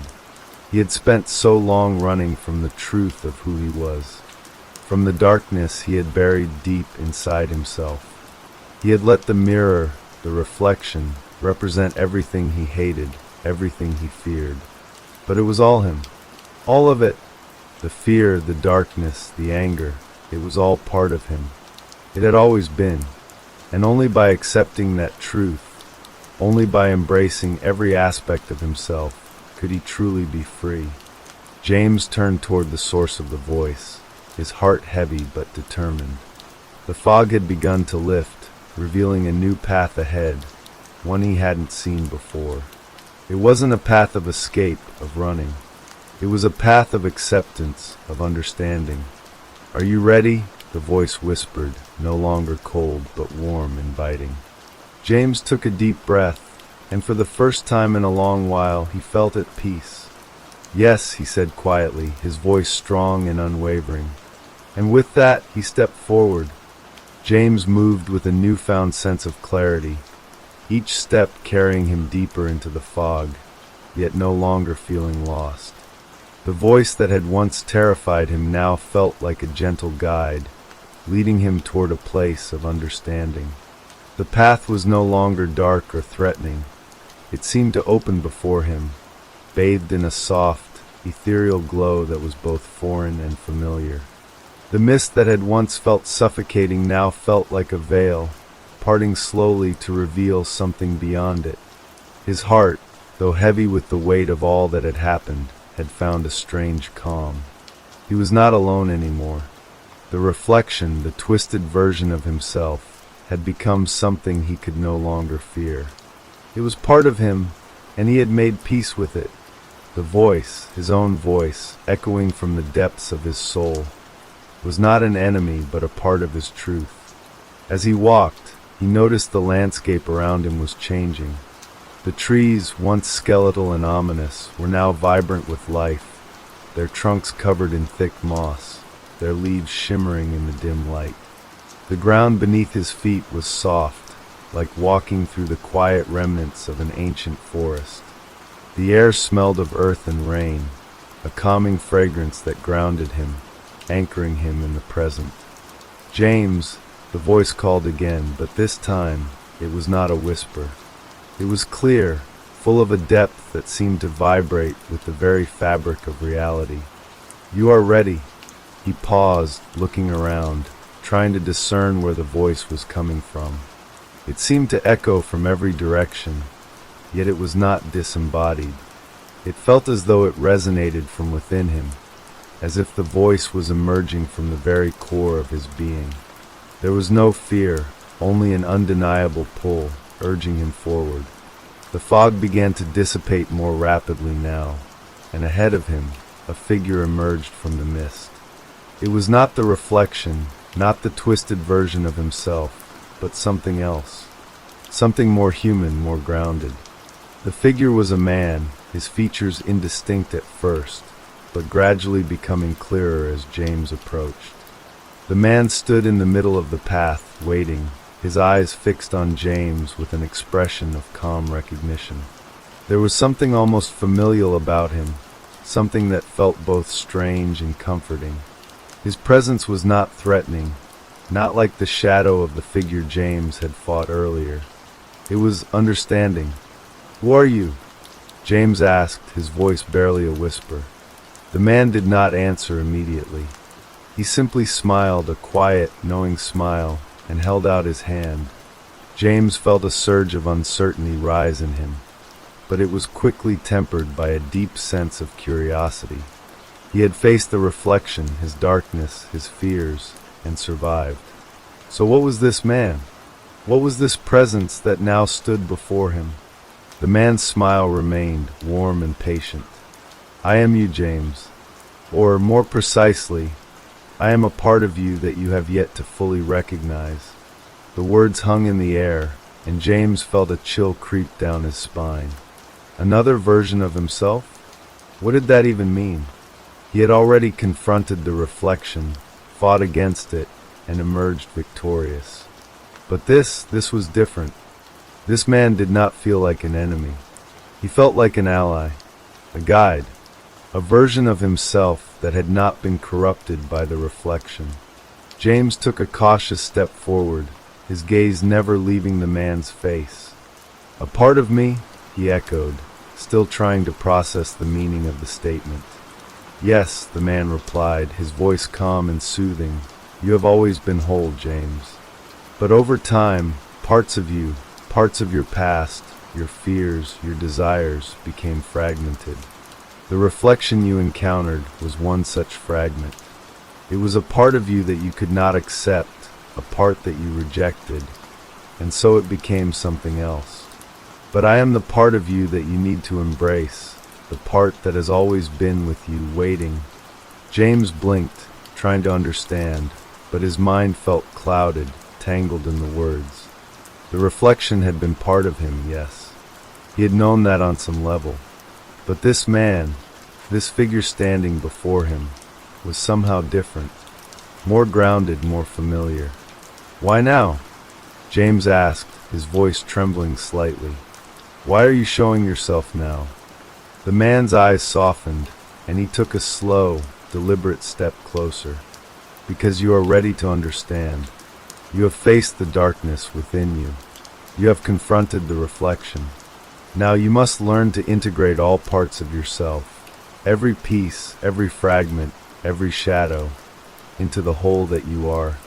James took a deep breath, his heart still racing, but now more from the weight of the truth settling into his mind. He had always believed that there was something fundamentally broken within him, something that could never be whole again. But now he was beginning to see a different picture. "What happens next?" James asked, feeling the weight of the question press on him. The man smiled again, his expression gentle. "Now, James, you take the final step. You learn to walk as one. You accept who you truly are, in all your complexity, in all your light and darkness. And in doing so, you transcend the need for separation." James felt a warmth spread through him, a sense of peace he had never known before. It was as though everything in him, everything that had been at war, everything that had been broken, was beginning to come together. The voice, the reflection, the fear, it was all part of the same tapestry, woven together into a singular whole. He took another step closer to the man, his hand instinctively reaching out. As his fingers brushed the man's palm, a surge of energy pulsed through him, not painful, but electric, a connection between two parts of the same whole. "You are me," James whispered, realization dawning. "Yes," the man replied softly, "and you are me. And together, we are whole." The moment his words left his mouth, the world around them began to shift again. The fog, the mist, the trees, everything seemed to melt away, leaving only the two of them standing in a vast, infinite space. The sense of peace was overwhelming, all-encompassing, as if the very fabric of reality had opened up to reveal something beyond the material world. James closed his eyes, feeling the deep, profound sense of connection between himself and the figure. It wasn't a mirror image, not a reflection. It was something more, something real, his own essence spread out into the universe, connecting with the infinite. The man's voice echoed softly in his mind, as if from far away. "You are ready now, James. You have accepted your place in the world. Now you must step into it fully. The reflection is no longer an enemy. It is a part of your past. Your future is yours to create." And with those words, the darkness receded, and James felt a profound peace settle in his heart. The infinite space around James began to vibrate with a soft hum, a resonant frequency that filled the air, sinking into his bones. He felt a shift within himself, something profound and irreversible. There was no turning back now, but for the first time in his life, James didn't want to turn back. He felt like he was on the verge of understanding something he had been missing his entire existence. He stood with the figure, the version of himself that he had come to recognize as both an extension of his own soul and a guiding force, as it too began to dissolve, its edges blurring and stretching into the space around them. He knew this was not an ending, not a parting, but a merging, a final realization of the truth he had been running from. "Are you ready to return?" the figure asked, its voice no longer distant but deeply embedded in James's thoughts, as though it had always been a part of him. "I am," James replied, his voice firm, but the calm that had settled in his heart was unshakable. He was ready to face the world again, not as a broken man, not as someone hiding from the truth, but as someone whole. His fears, his flaws, his darkness, he could embrace them now, knowing they did not define him but were simply parts of the larger, complex being he had become. The space around them seemed to ripple like water disturbed by a single, small stone. Time itself felt fluid, slipping between moments with ease. The sense of eternity lingered, but the world outside the vastness of this ethereal plane was slowly pulling him back. As the figure before him continued to fade, James found himself pulled toward a familiar sensation, the pull of the mirror. It was no longer an object of fear or a source of terror. It had become a bridge, a way to reconnect with the reality he had left behind. The reflection had been both a torment and a key, and now it was no longer the enemy. It had revealed the path to wholeness. "I will never be the same again," James murmured, almost to himself. "No, you won't," the figure said gently, its voice carrying no judgment, only understanding. "But that is a good thing." A sudden rush of wind swept through the space, and James felt the familiar tug of the physical world reaching for him. He inhaled deeply, closing his eyes, and when he opened them again, the vast, empty world was gone. He was back. The mirror stood before him once more, now reflecting not only his face but his entire being, the entirety of who he was and who he had become. He saw himself clearly for the first time, not distorted or fragmented, but as a whole. There were no cracks in his image, no shadow lurking behind his eyes. He could feel the weight of his past, but it no longer threatened to crush him. It was simply part of his story. James took a step forward, the sense of peace within him more solid than anything he had ever felt. The reflection gazed back at him, but it was no longer a sinister force. It was simply him, and for the first time, he saw himself with acceptance. His flaws, his regrets, his darkness, it was all woven together into the fabric of his being. He had come to terms with it. A small, knowing smile played at the corner of his lips. He was no longer afraid. The world outside the mirror seemed brighter now, more vibrant. He was no longer trapped in the cycle of fear and self-loathing. The reflection had shown him the way to acceptance, to understanding, and to a peace that would stay with him for the rest of his days. But as James took another step forward, something tugged at the corner of his mind, something he couldn't quite place. A strange sensation, a flicker of doubt. For a brief moment, he felt that same chill from before, the one that had been with him all along. The voice in his mind, the reflection's whispered promises, had once again stirred. But this time, James was ready. He turned away from the mirror with a final, resolute movement. He was not going to be consumed by it again. The mirror, the reflection, had shown him the way. But it was no longer his path. It was time to move forward. The world around him, the world he had returned to, was still waiting. There would always be shadows to face. There would always be fears to conquer. But now, James knew that no matter what came next, he would face it whole, unbroken, and unafraid. And with that thought, he stepped forward once more into the world beyond the glass. James walked away from the mirror, the sound of his footsteps echoing in the otherwise quiet room. As he passed through the door and into the hallway, the familiar weight of the world returned, but it was no longer the same. He felt lighter somehow, as if the burden of his own fear had been lifted. The house around him, once dark and suffocating, now seemed to breathe with a strange life of its own. Each corner, Each shadow felt less threatening, as though the very air had changed. He could still feel the presence of the reflection in his mind, but it no longer loomed over him. It was no longer an enemy, but a part of the story he had accepted, woven into the fabric of his existence. The line between fear and understanding had blurred, and what had once been terrifying now seemed like a distant echo, fading with each passing moment. James paused in front of the window, looking out at the night sky. The stars were bright, more vivid than he remembered them.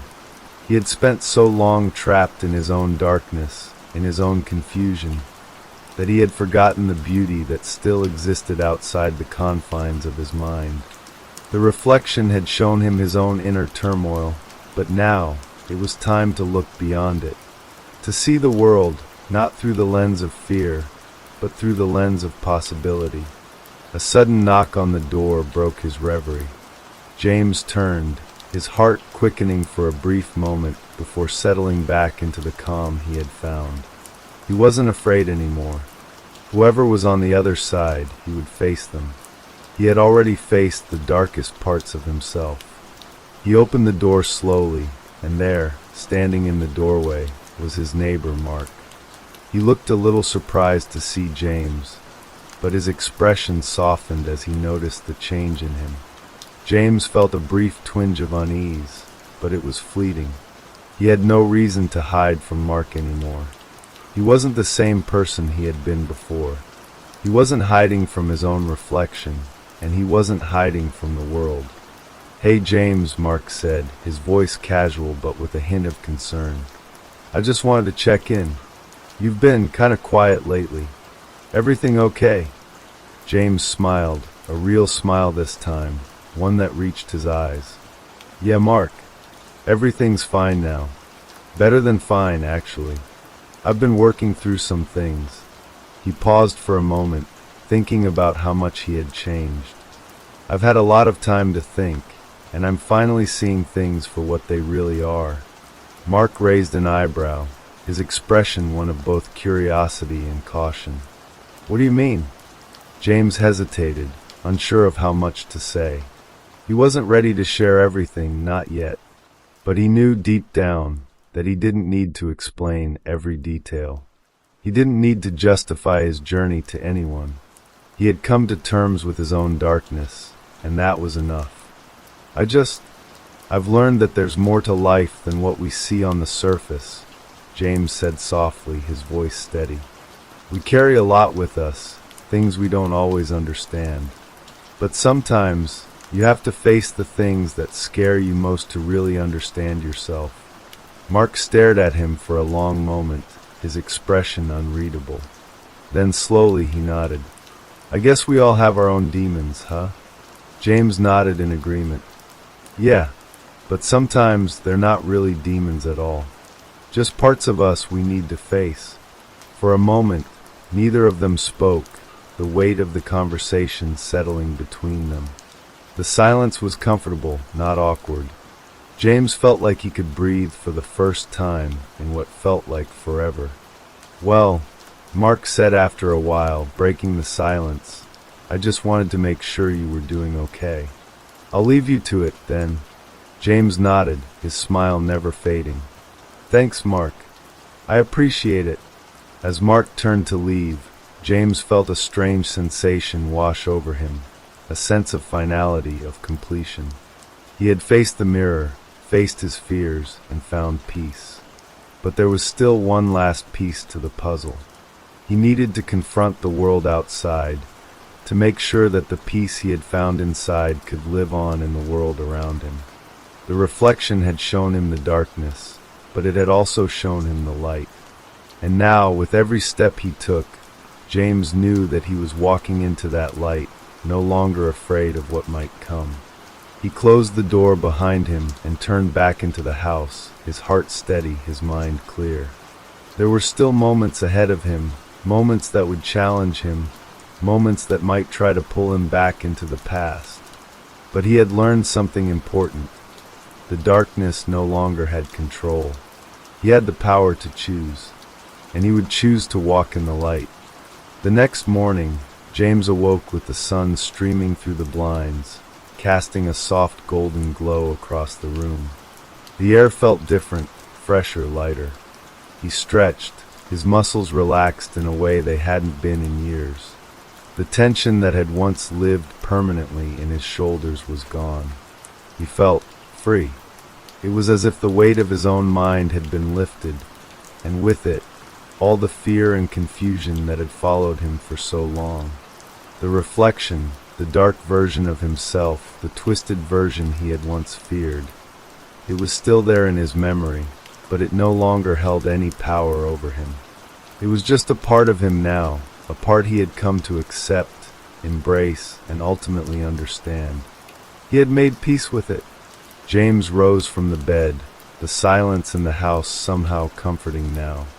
He no longer feared the isolation, no longer feared the whispers that used to claw at his mind.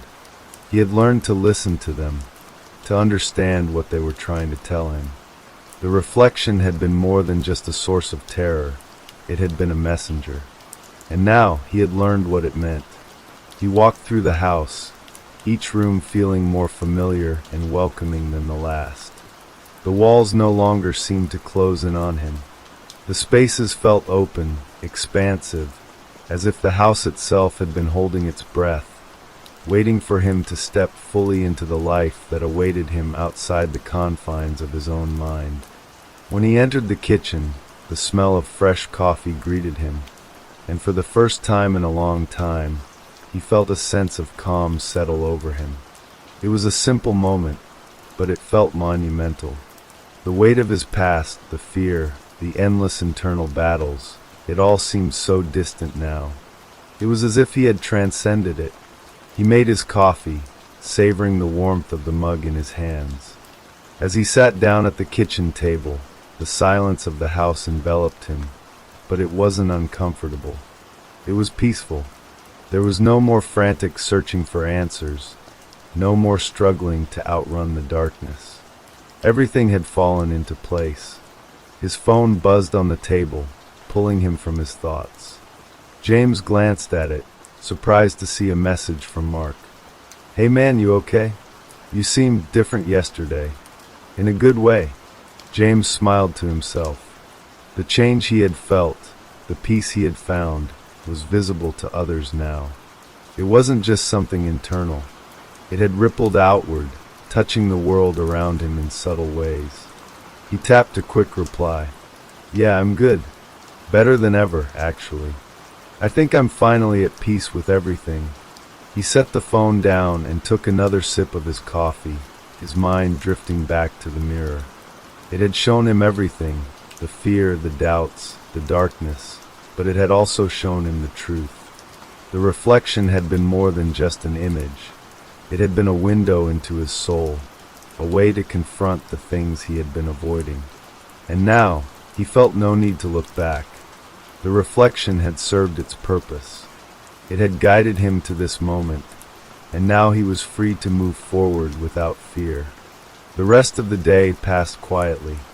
James went for a walk in the neighborhood, taking in the sights and sounds that he had once avoided. The chirping of birds, the rustle of leaves in the wind, it all felt new. The world, once so intimidating, now felt open and inviting. For the first time in a long time, he didn't feel like he was running from something. As he walked, he thought about the future. There were still challenges ahead, of course. Life wasn't perfect, but for the first time, he felt like he could face whatever came next. He had learned to embrace the darkness within himself, and now he was ready to embrace the light, too. By the time he returned home, the sun was beginning to set, casting the sky in shades of pink and orange. The reflection, if he thought about it at all, no longer haunted him. It was a part of his past, a part of his story, and he had accepted it. He stood in front of the mirror once more, not out of fear, but out of curiosity. He studied his reflection carefully, looking at the man staring back at him. It wasn't the twisted figure he had once feared. It wasn't the broken, fragmented version of himself that had haunted him for so long. It was simply him. And for the first time, he truly understood. The reflection had been both a mirror and a lesson. It had shown him his fears, his darkness, but it had also shown him his strength, his resilience, his ability to survive and grow. James smiled at the reflection, a real smile this time, not one born of doubt or fear, but of acceptance. He wasn't perfect. He wasn't without flaws, but he was whole, and that, he realized, was enough. As the evening progressed, James felt a strange sense of finality settling over him. The world outside his home continued to pulse with life, but he was content, no longer feeling the need to rush, no longer consumed by the constant noise in his head. The peace he had found was not fleeting. It was as if everything he had been through had led him to this moment, to this quiet understanding of who he was. After dinner, James settled into his favorite chair by the window, the moonlight casting a silver glow across the room. It was peaceful, perfectly still. The only sound was the gentle hum of the refrigerator in the next room, the wind rustling the branches of the trees outside. It felt as if time itself had slowed, as though the world had come to a gentle pause, waiting for him to move forward. And yet, there was a part of him that couldn't shake the feeling that something was still missing, that there was still something he had to confront. His mind flickered back to the mirror. He hadn't thought about it for hours, but now, as the stillness settled in around him, he felt the faintest pull toward it again. Not the fear-driven compulsion that had once ruled him, but something else, a strange curiosity. He stood up from his chair, his movements slow and deliberate, as if the mirror was an old friend whose company he no longer feared. Walking into the hallway, he passed the rooms that had once seemed so alien to him, so full of shadows. They were calm now, comfortable. He found his way to the bathroom, where the mirror still hung on the wall, its surface perfectly smooth, reflecting the dim light of the bulb overhead. For a moment, James hesitated, staring at the mirror with a strange sense of reverence. The reflection would be there, he knew. But this time, there was no anxiety, no tension building in his chest. He was ready to face it one last time. He stepped closer, his breath steady. As he looked into the glass, he saw not the twisted, sinister figure he had once feared, but himself, whole, complete, with all his imperfections and scars, his fears and strengths. The reflection was not a monster. It was simply a man who had been through a great deal, a man who had learned to accept all parts of himself. James smiled at the image before him, his eyes softening as he gazed into the reflection. "I'm not afraid anymore," he whispered to the man in the mirror. For the first time, the reflection didn't respond with a mocking smile or a sinister sneer. It didn't twist or shift into something unrecognizable. It simply mirrored his expression, calm and steady. It was no longer a force to be reckoned with. It was no longer something to fight against. It was a part of him, just as much as his own hands, his own heartbeat. For a long moment, he stood there, looking into the mirror, as if searching for something, though he wasn't sure what. The room around him felt as though it had expanded, as if the reflection wasn't confined to the glass but stretched beyond it, filling the space. It was no longer a boundary, it was a bridge. Then, just as the last traces of doubt began to dissipate, James felt a small pulse of unease, a fleeting sensation, one he had grown all too familiar with.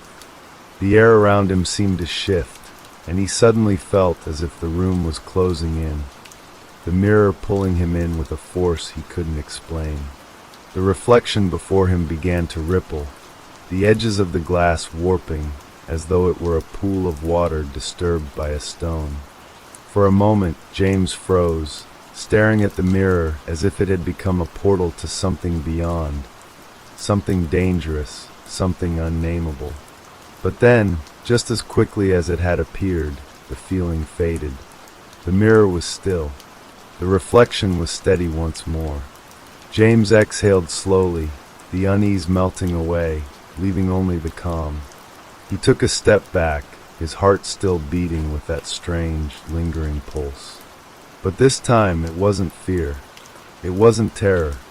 It was something else, something close to acceptance, to finality. Whatever the mirror had been, whatever it had shown him, had brought him to this moment. And now it was time to let it go. James turned away from the mirror, not with a sense of finality, but with a feeling of closure. The journey had come full circle. He had confronted the darkest corners of himself, the fears that had once consumed him, and he had come out the other side stronger, whole. The reflection had no more hold over him. The world outside the house, the world beyond the mirror, still awaited him. There would be challenges, of course, but he was no longer afraid to face them. He had already faced the most difficult thing, himself. And now, he was ready to face whatever came next. With that thought, James left the bathroom, walking down the hall and out the front door, into the world that had once seemed so overwhelming. He didn't look back. There was no need. He had learned that the mirror didn't define him. The reflection didn't control him. He was more than what it had shown him. He was whole, and that was enough. James walked into the bright morning light, the air crisp and fresh, carrying with it the scent of pine and earth. It felt as if the world had been reborn overnight, every blade of grass glistening with dew, every leaf shimmering under the sun's early rays. He breathed deeply, filling his lungs with the pure, untouched air. He had always found solace in nature, but today, the peace it offered felt different. It was as if he had stepped into a new chapter of his life, one where he no longer had to fight against the shadows or the darkness of his own thoughts. The world, once filled with frightening unknowns, now appeared open, full of endless possibility. James walked down the path, his feet light, the weight of his past fears no longer dragging him down. His thoughts drifted to the mirror and to the lessons it had taught him. For so long, he had been consumed by the fear of what lay behind it, terrified of the twisted version of himself it had shown him. But now he understood. The reflection had not been a monster. It had been a reflection of his fears, yes, but also his strength, his resilience. It had pushed him to confront parts of himself that he had long avoided, and in doing so, it had given him the courage to step forward.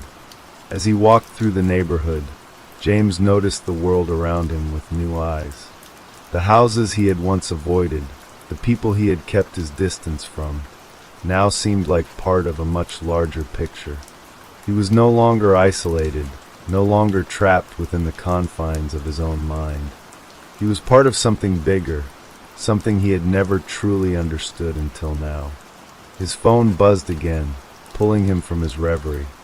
He reached into his pocket and pulled it out, glancing at the screen. It was a message from his sister, Emily. "Hey James, are you coming over for dinner tonight? We've all missed you. Things haven't been the same without you around." James felt a warmth spread through him at the message. His family. It had been so long since he had really connected with them, since he had allowed himself to feel part of something outside of his own struggles. He hadn't realized how much he had distanced himself from them until now. "I'll be there," he replied with a smile, the words flowing easily from his fingers. He put the phone away and continued his walk, feeling lighter with every step. The sun was rising higher in the sky now, casting long shadows on the ground. It felt like a day of new beginnings. As he arrived at his sister's house later that evening, he felt a small flutter of nervousness in his chest. It had been a long time since he had truly opened up to anyone, let alone his family. But this time, he wasn't the man who had once feared his own reflection. He was someone new, someone who had faced his demons and come out the other side stronger for it. The door opened, and Emily stood there, her eyes bright with recognition. "James," she said, her voice full of warmth. "I'm so glad you're here." James stepped inside, feeling the familiar embrace of family wrap around him. The smells of dinner, roast chicken, mashed potatoes, and freshly baked bread, filled the air, and for a moment he allowed himself to simply be present in the moment, to take in the warmth and comfort of being home. Dinner passed in a blur of conversation and laughter, the atmosphere light and easy. It was like the old days, before everything had gone wrong, before the fear had consumed him. He caught up with Emily, her husband, and their children, sharing stories of his recent journey and how he had come to terms with the darkness that had once haunted him. But as the night wore on, James found himself growing quieter, his thoughts drifting back to the mirror, back to the lessons he had learned. The people around him were a reflection of the life he was now choosing to live. They didn't need to know all the details of his struggle, but they could see the change in him. They could see that he was no longer the man he had been, and that was enough. After dinner, Emily and her husband retired to the living room, and James found himself alone in the kitchen for a moment. He stood by the sink, staring out the window into the backyard, the cool night air drifting in through the open door. And then, as if on cue, a thought crossed his mind, a thought that had been lingering in the back of his mind for some time now, a thought that made his heart race with both fear and excitement. It was the last step, the final piece of the puzzle. The reflection, the mirror, it had shown him his own darkness, yes. But now James realized it was time to show it to the world, to face the final challenge of truly living, of truly being seen. He stepped outside into the night, the air crisp against his skin, and for the first time in a long time, he didn't feel the need to run from the shadows. He didn't need to hide anymore. And so James stood there, in the stillness of the night, no longer afraid of what lay behind him, no longer afraid of the man in the mirror. He was ready to move forward, ready to face whatever came next. And that's the end of the story. Make sure to like and subscribe.